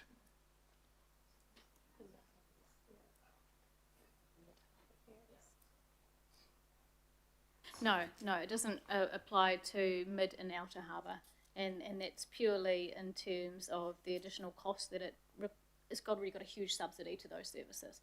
So, is that the only thing it doesn't apply to? Yes, mid and outer harbour ferry, because the subsidy that taxpayers, ratepayers pay to that is considerably more than it is a bus service and a harbour service. That's why. And the last question is, am I correct in my memory that 22% there's 22% fare evasion on the buses? No, that sounds a bit of a stretch, but it is high. We have dashboards that demonstrate where fare evasion is happening, and that's what we deploy upon. Happy to share those. I mean, that says about 3, but we know it's over that. Well, when the Mayor says everyone should apply by the rules, that includes the people who get on the bus, especially if there's a $50 cap available. So, thank you. Just my comments and questions. Okay, no further questions. So I'll move or receive the. I think Alf, you're second. Just before Dean. Oh, I just wanted to acknowledge my thanks to this committee, if I can. Absolutely. Given that we finished the Q&A. Look, to the committee, this will be my last opportunity as Chief Executive to be in front of you. Can I say thank you to this committee and the previous ones? Can I say thank you for your support and your challenge? It's always a healthy dose of both. These roles are a privilege. You hold the baton for a period of time looking to advance transport outcomes for all Aucklanders. I've thoroughly enjoyed it in amongst the challenge, which has kept me on notice at different times. But I think we have, and I believe we have achieved a lot. I'm proud of what the team have done, how they've done it, how they've leant into it. We are at a point now where we get to change it up again. Hence my feedback, keep the pressure on. The objective is to deliver great outcomes, transport outcomes for all those that use transport here in this city. And so in that regard, I wish you all the best in your roles as governors, and at a personal level the same. But thank you very much and wish you well. It's been a good ride. Thanks, Dean. So I guess I just want to acknowledge your just over 3 years of in the role, and I think it's probably one of, if not the toughest role within council, transport is the thing that Aucklanders touch the most every day.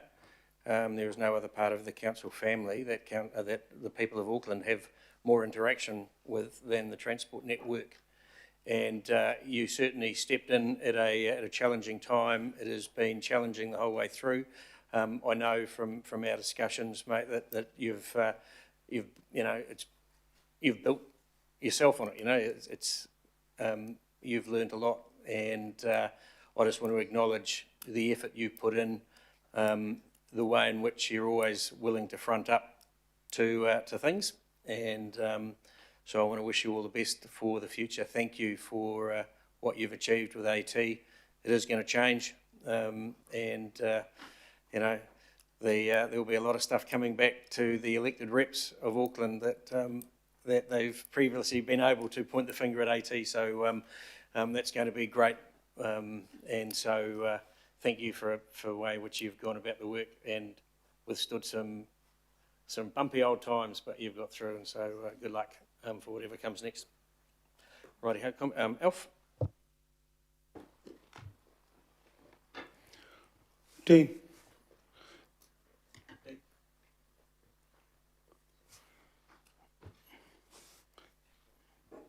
I think he wants you to sit back down. Tēnā koe te rangatira, ngā mihi ke a koe mo tō mahi, mō te whānau. Tēnā koutou, tēnā koe. Dean, for those that are around this table, I don't know if you knew that Dean also spent over 5 years as the Auckland Council Chief Operating Officer, and resigned in 2019. And I want to acknowledge that, mahi, Dean, and then obviously when you came on board in 2023 as the CEO of Auckland Transport, I'm not going to repeat what the Chair has said, but I just want to add my congratulations to you for the mahi that you chose to be part of in 2023. I know in your release when you indicated you were stepping down from the CEO's position, you said that you're extremely proud of your nearly 3 years as Auckland Transport CEO. I want to tautoko that, I want to support that, and you should be proud of the mahi that you did. My last comment is I want to acknowledge you and your family, because I know that your family's been right alongside you, not only in Auckland Council but also at Auckland Transport and the mahi you did before there. So ngā mihi ki a koe te rangatira. Kia ora, thank you. Thanks, Alf. You can wander back now, Dean. Thank you very much. Any other comments, discussion on this item? None. Right, I'll put it. Those in favour say aye. Aye. And against, carried. We will go very quickly. We're going to try and wrap up before 1 because then we'll have a quick lunch and then we'll have the governing body briefing on the transition. So the next item is a status update on action decisions. Someone like to move? Thanks, Desley. Thanks, Lotu. Any discussion? Those in favour say aye. And against, carried. Forward work program. Someone like to move? Thanks, Desley. Seconded, Greg. Any discussion? Those in favour say aye. And against, carried. Summary of the memoranda circulated. Thanks, Desley. Seconder. Thanks, Lotu. Any discussion? Those in favour say aye. And against, carried. And that closes the meeting. Thank you very much. So half an hour for lunch back here, 1:30 for a confidential briefing by Steve, and it'll be a governing body meeting as such. So thanks everyone.